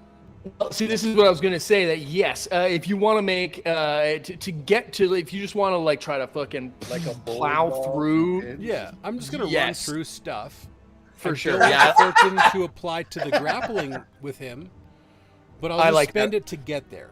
Yeah, okay. I was going to say, because it'll be multiple tests if you want to try to pull this off. So, yes, if you want to get across the room to Gertie, I will say it will be a difficulty, just to make it spicy, difficulty 3, agility plus... Coordination? Actually, no, brawn plus... Brawn athletics? Yes. Yeah, you're just gonna running back through Sounds these good. motherfuckers. Head down, tank armor. Head down, eyes closed, can't lose. Exactly. What's your target? Difficulty what? Difficulty 3. So if you're going to use your fortune point, then you're only looking for 1 success. Okay. And I only roll 1 when I do a fortune because the other one is a success. Correct. Okay. A critical success. And a critical success counts as 2 What a boy. successes. Correct. Yeah. So So you need to get this 1 work. success on this die. Okay, Yeah, correct. sounds good. So my target's 14, and it's a tag skill. So let's go. Yes. Okay, well done. Yes, you pull it off. Exactly that. You just fucking barrel down like fucking linebacker style, and yeah, you just plow through it. Like it's just dudes just like woo, woo, woo, woo, as you just like, yeah, exactly. You get up. Keg. Yeah, and you get up to Gertie. What I will say though, because I mean that would qualify, I think, as a sprint, which takes your major action to do. Yeah. So I would say that you're tapped out movement wise, but you got to him. You're up close and personal, like you're in melee range with him now, but you won't have enough time to try to pull up and grab him before a couple of Black Sun soldiers take a couple of shots. Oh yeah, I think everyone can shoot at me nonstop for the rest of the game. That's pretty much. That's my job. Yeah. Okay. You do get only hit once though. One of them completely misses, and one of them does hit. But he takes his machine gunning shots and only deals 1 point of damage, which is not going to punch through your armor. No. So then it's going to go back to allies. I believe Singh was in the next. Yep. It Right. sings. I mean, not to be unoriginal, but I really liked what we did the last turn. Yeah. And I would love to do that again. Sure. Take a shot at the fascists. And again, the nearest fascist who has the unfortunate pleasure of being nearest to me. Absolutely. Target number 14. Here we go. Oh, no. Ooh, okay. Oh, no. We got a hit and a complication. Okay, roll me your damage dice. Balls. I mean, you did hit. You both critically hit and then critically missed. But didn't do four damage, which is decent. You pump another couple of shots through him. Takes another one of these guys down. There's only half of them left now. Excuse me. But as you're going through, and then you get that click, click, click, click, classic gun jam. Oh, classic gun jam. Gonna have to spend a major action, or can I interest you in getting close range with me? Because then you get the Ravens. That's 100%. I'm gonna throw You're it gonna go to the full ground Captain Kirpan? In a fit of rage, and Captain Kirpan is coming. Hell He's yeah! still near you. I like Sure, that. that's Yeah, my turn, but You let can- me know when I angrily threw my gun to the ground. 100%. Yeah, you throw it to the ground. You draw the Kirpan, and I can say with your minor action, you could move to get into close range combat with Let's do it. the remaining As close as I can. fascists. Yeah, big time.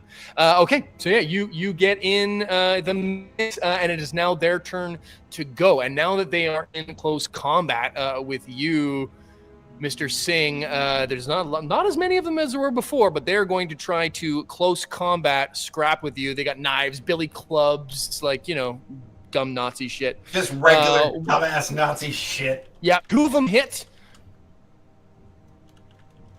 and deal a total of 2, 4, 6, yowzer, 8, 9 damage to you, Singh, before armor. Ooh. Oh, That is a lot. That's a lot. That's like 4 actual damage. Almost, How's it looking, Sing? almost an injury. Damn. Yeah. One more that. point of damage that would have been an Yikes. automatic injury. Yikes. Not like that. Yeah, that was a lot of damage, but you guys are you're chopping your way through these dudes. There's not a whole ton of them left. It is now that is actually all of them because there's not as many of them as there are of you in a weird sort of way. So it's now going to go over anymore. Yep. To our man, the father, who's going to take a swing. Whoa, those dice went all over the place. We have to re-roll in the box. Dun, dun, dun. Those are D8s or D12s. Baby. Yeah. Yeah, let's try that again. Okay, he hits. There we go. He hits with the sword of Saint Bartolus, which deals extra power damage and Extra takes 2 base stress damage. takes another one of them out. He comes up and now he's got these glowing runes around, and he's got like his beads in one hand, and he's saying like fucking invocations and reading Bible passages and shit, and like, Just some cold ass the shit. Lord is my shepherd and I will be his fly. Like, just like going at it, right? Like this guy's Irish as fuck. And he takes another one of them out. Then it is Hatch, your turn. Yeah. As I keep the spell maintained, I take 1 point of stress, mental stress, Yes. piercing Mind through- bullets. Mind, but that's telekinesis, Kyle. So, ow, I take that.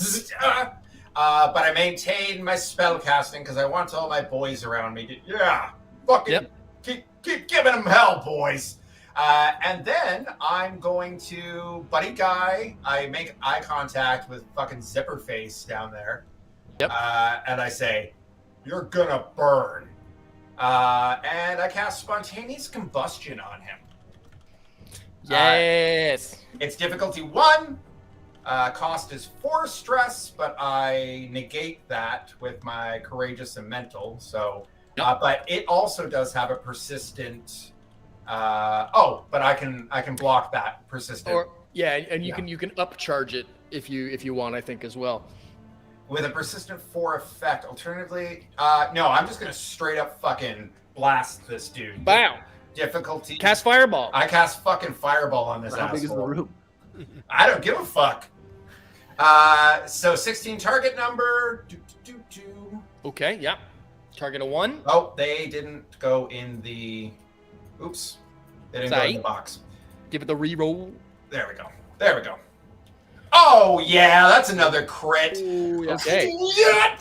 You guys are full up in your momentum points. And you Kamehameha wave this fucking I dude. want you to imagine my eyes green glowing, the fucking armor, the ravens are swooping around, and just like a pinpoint of light, like bright, like a sun in front, like a foot in front of my hand, 6 inches in front of my hand, and then just the smallest laser beam of fire on this asshole.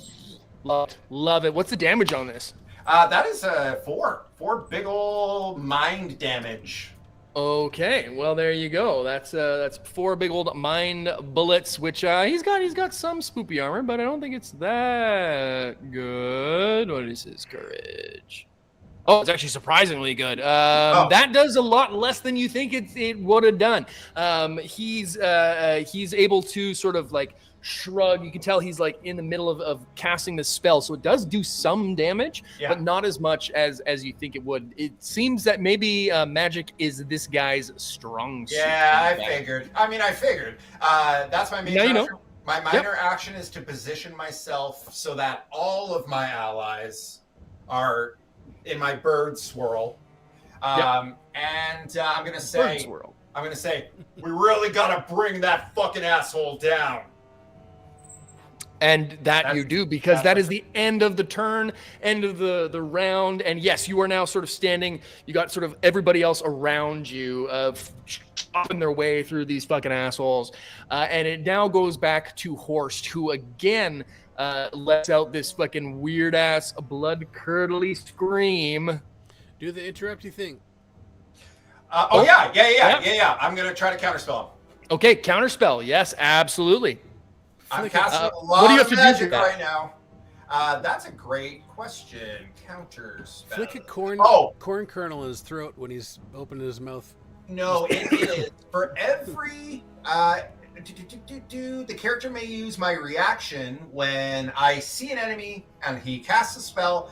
The reacting character rolls their power. For each roll, the spell's difficulty increases by +1. So I make it harder for him. Okay. Well, it's a good thing you did that. Because I have to roll my power. Oh, okay. So you have to roll. So what is your power stat? That's a great power. I don't know. I've never heard of that. Is that like your specialty, or like your equivalent to like your spellcasting modifier in another? Because then it would be a 16, right? So like. Well, no, that's too high. Is there like a Cthulhu symbol next to it? Not on the sheet that I have from the 2d20. I'm actually not sure what power.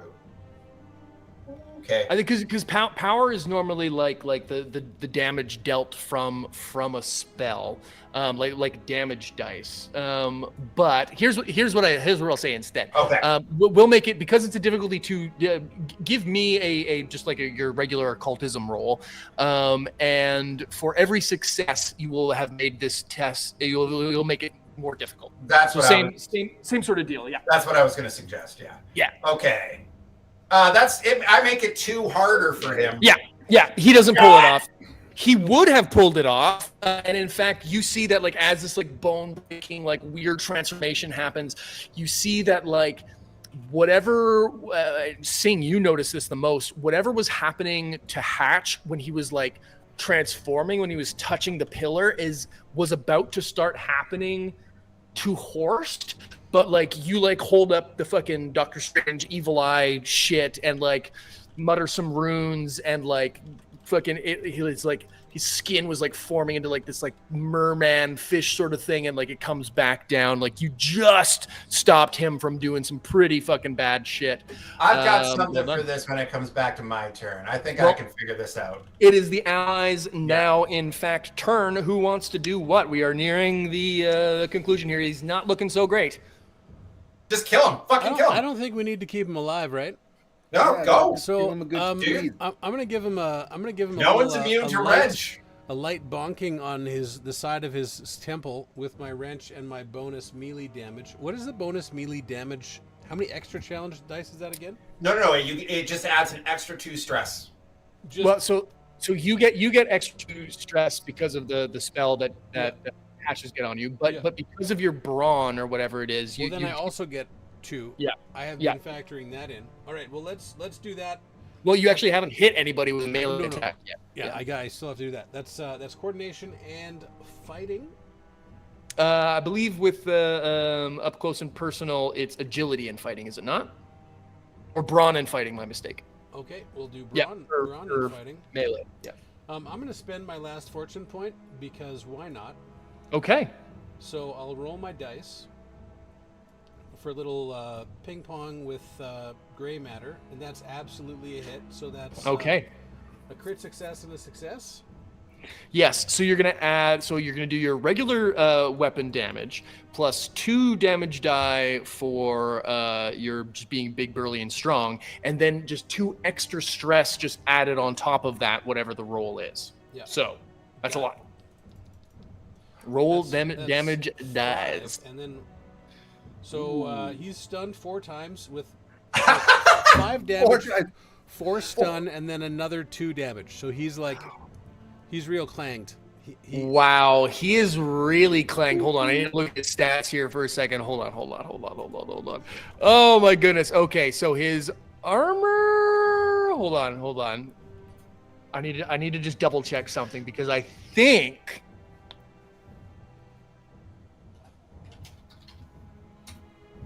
I love stunning. Oh yeah, no, yeah. Okay. So here's what happens. You tell me how you want to inflict.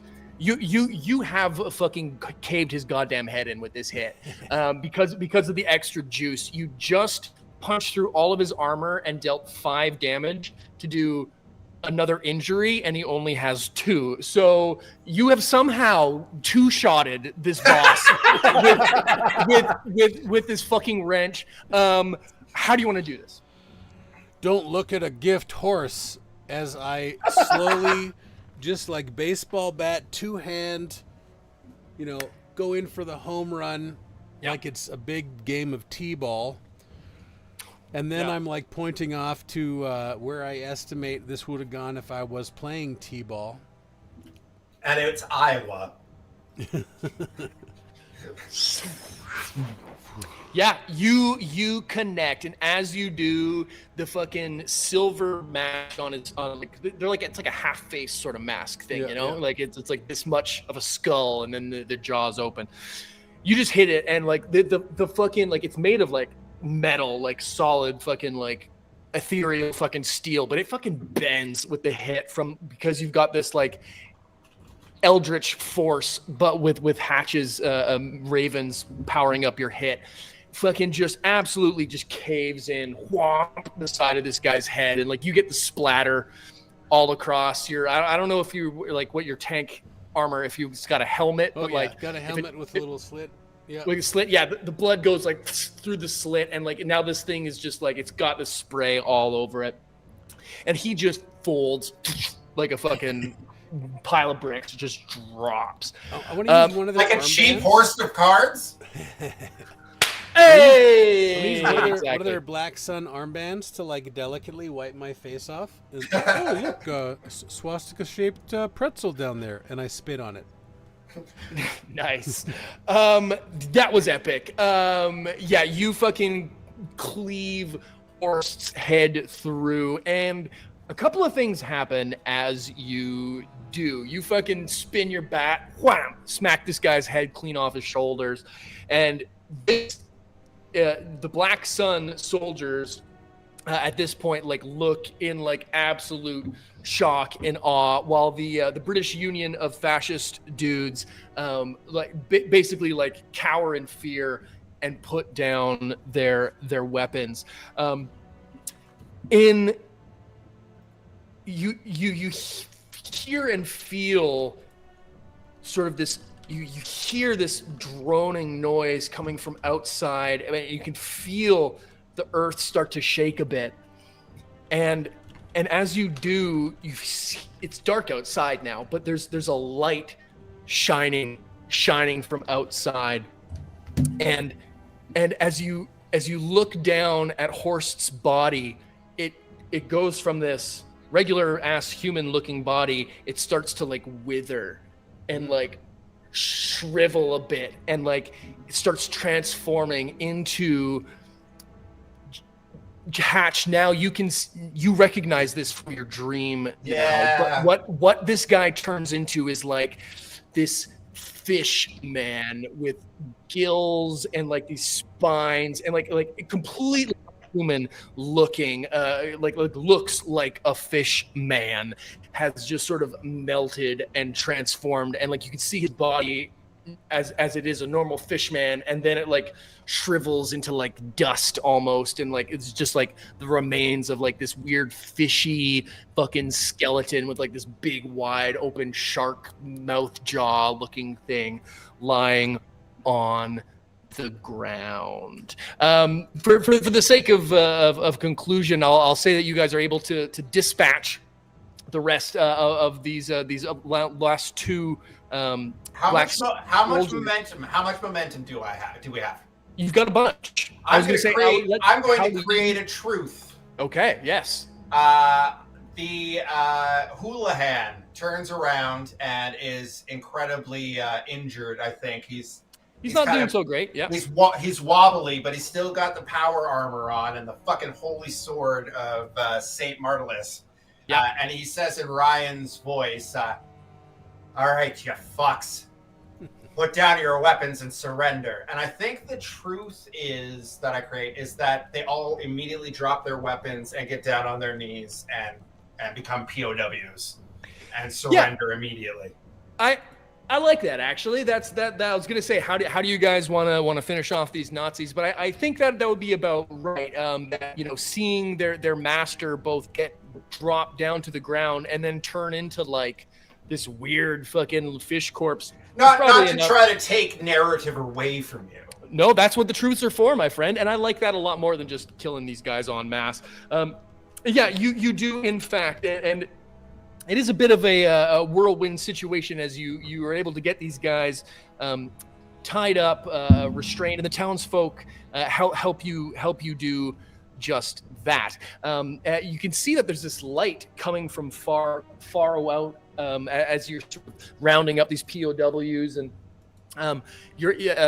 Sergeant Briggs actually comes down in a jeep as you're sort of getting all these guys tied up. You can safely say that you think you've purged the Nazis from this town, but as Briggs comes up, he comes up to you and says, "Right there, gentlemen.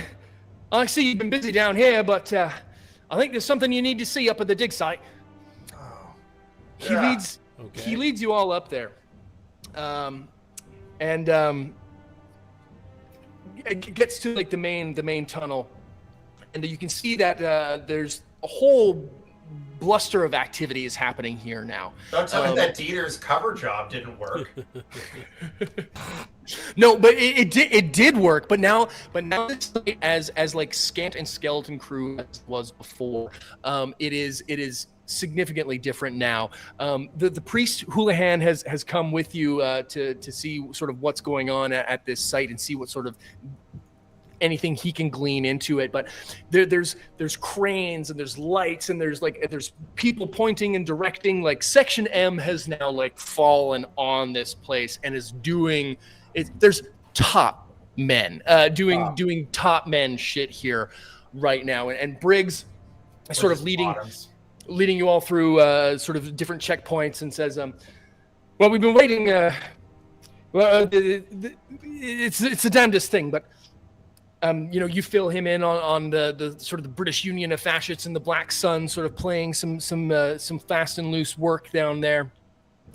Says, well, after whatever it is you all did down there, well, the obelisk, the pillar, it started glowing and the runes started moving around, and what he describes is very similar to what happened when you touched the obelisk.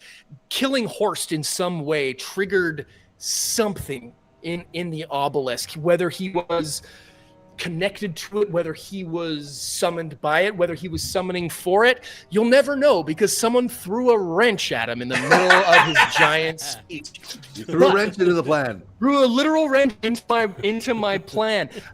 Whatever it was exactly the Black Sun and Horst were doing here is a bit of a mystery that you won't be able to find out today. Maybe some interrogation of those Black Sun soldiers and the remaining buff members might reveal something down the line, but that might be something for another mini series, because as we sort of pan our camera around this site with Rohan Singh taking charge and making sure that this facility, as it's becoming this sort of hub of activity, is well manned, so there's no more of these attacks that they had before, and Dieter is out and about working on helping some of the crew get the gun emplacements in place, because the work has begun again. Because whatever happened, Hatch, as Briggs leads you down into the tunnel, into the cavern, you can see that the top that Dieter had covered is now gone. It is cracked. It is split in half with just chunks of all of the stone everywhere all around it. And you go down inside and you see that parts of it have just shattered and cracked off. Whatever connection Horst had to this obelisk, killing Horst seems to have killed whatever was happening with this object. And you can see that there's a bunch of researchers, Section M and the like, going through sort of the bits of debris and picking up the different chunks. And Father Houlihan is sort of talking with. He's getting a debrief by some of the Section M brass that have shown up here. And I don't know, maybe Father Houlihan gets recruited into the Mythos Hunters. No way! Yeah, who's to say?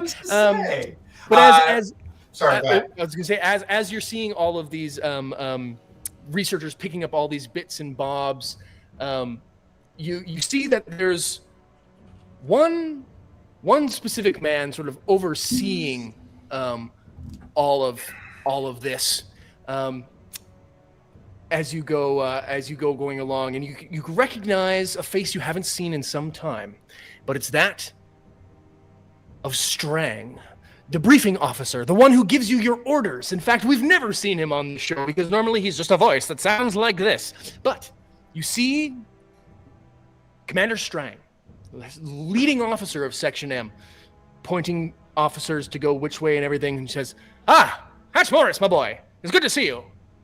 This, of course I should have known sending you and your crew things would have gone a little bit sideways. How are you feeling? I was electrocuted by occult magic and saw a vision of the past.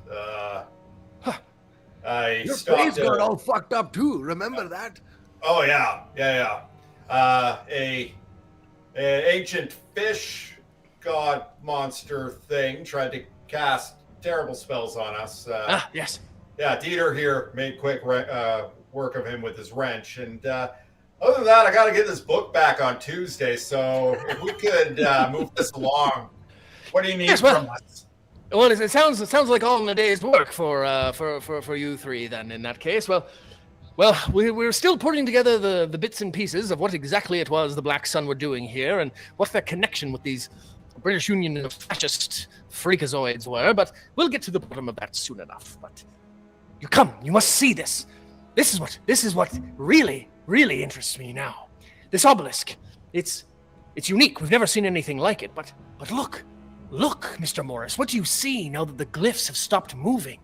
You see that they've got a large chunk of this stone, tablet-sized, that they're like dusting and going over. And now that it's broken, the runes aren't moving, and now they're sort of in a shape that seems almost familiar. And for the sake of not fuck the rolls and making the story not move forward, you see that it is in fact what this obelisk is, and these paths and these things that were moving. It's a map. And you can see that this chunk that they have shows what has to be a map of the coast of Dover in England. And then across the channel, what seems to be Europe. And on the Dover part is an etched symbol. Yeah, I see where you're going with this. Of the face. Not unlike the one that you have on your medallion. Yeah. And on the other side, somewhere across the channel, an identical marker. You see, Mr. Morris, Mr. Singh, Mr. Dieter, there's another one. And that's where we're going to end what lies below, because, of course, this will not be the end of the story of our three intrepid agents of Section M, but it is the beginning of their dealings with the deep ones, excuse me. So thank you all so much for watching. Things went all kinds of sideways on this one. That was one of the more fun episodes. That was wildly fun. You did had. such a great job, dude. That was a great story. So If I fun. understand correctly, So glad. another medallion was forged in secret. Another there's something. There is Medallion to rule all something. medallions. Something calling from across the sea. The deep ones have made themselves known in some way, shape, or form to the agents of Section M. And we will pick up their story one day down the line when Achtung, Cthulhu returns. But for now, thank you all so much for tuning in. This was a turbo fun story. If you guys want to get your hands on Achtung, Cthulhu, a huge thank you to Modifius for sending us the new starter set. We used some of the elements of it in this story, as well as a mission pack called Under the Gun, which you can find on the Modifius website if you want to play this through yourselves. We took a lot of liberties in the storytelling. Normally this mission runs about like a couple of hours, maybe. It's a pretty point-and-click adventure, but we decided to have some fun with it, and I hope you guys had some fun too. I'm going to already miss Hatch, Singh, and Dieter, but we've got some more stuff coming. Thank you guys for playing. I hope you enjoyed this game that we had. Back, and our next live stream will be, no joke, I shit you not, when the four of us are together, the season premiere of Fistful of Neutrons, Season 3, The Ghoul Ugly. It's coming. Yeah! Season 3! We got a little bit of a break coming your guys' way, just because we've got some personal stuff to deal with behind the scenes. So a full 4-person live stream will take a while, but probably not until October. But we'll keep you posted on that. We got a bunch of other stuff in the mix going on. Grant and I have got some battle reports of Fallout factions that are coming your way. We got Fallout 2D20. How to plays coming, the Mass Effect stuff, painting the minis so me and Raj can get the game plan. It's all happening. Summer vacation is winding down, which means it's go time for fall content. So thank you all so much for tuning in. We'll be back, and tell your mother everything's gonna be okay. Tell your mother I said hello. Goodbye, friends. Bye. Peter, take us out. Bye. We'll see you next time. Major action.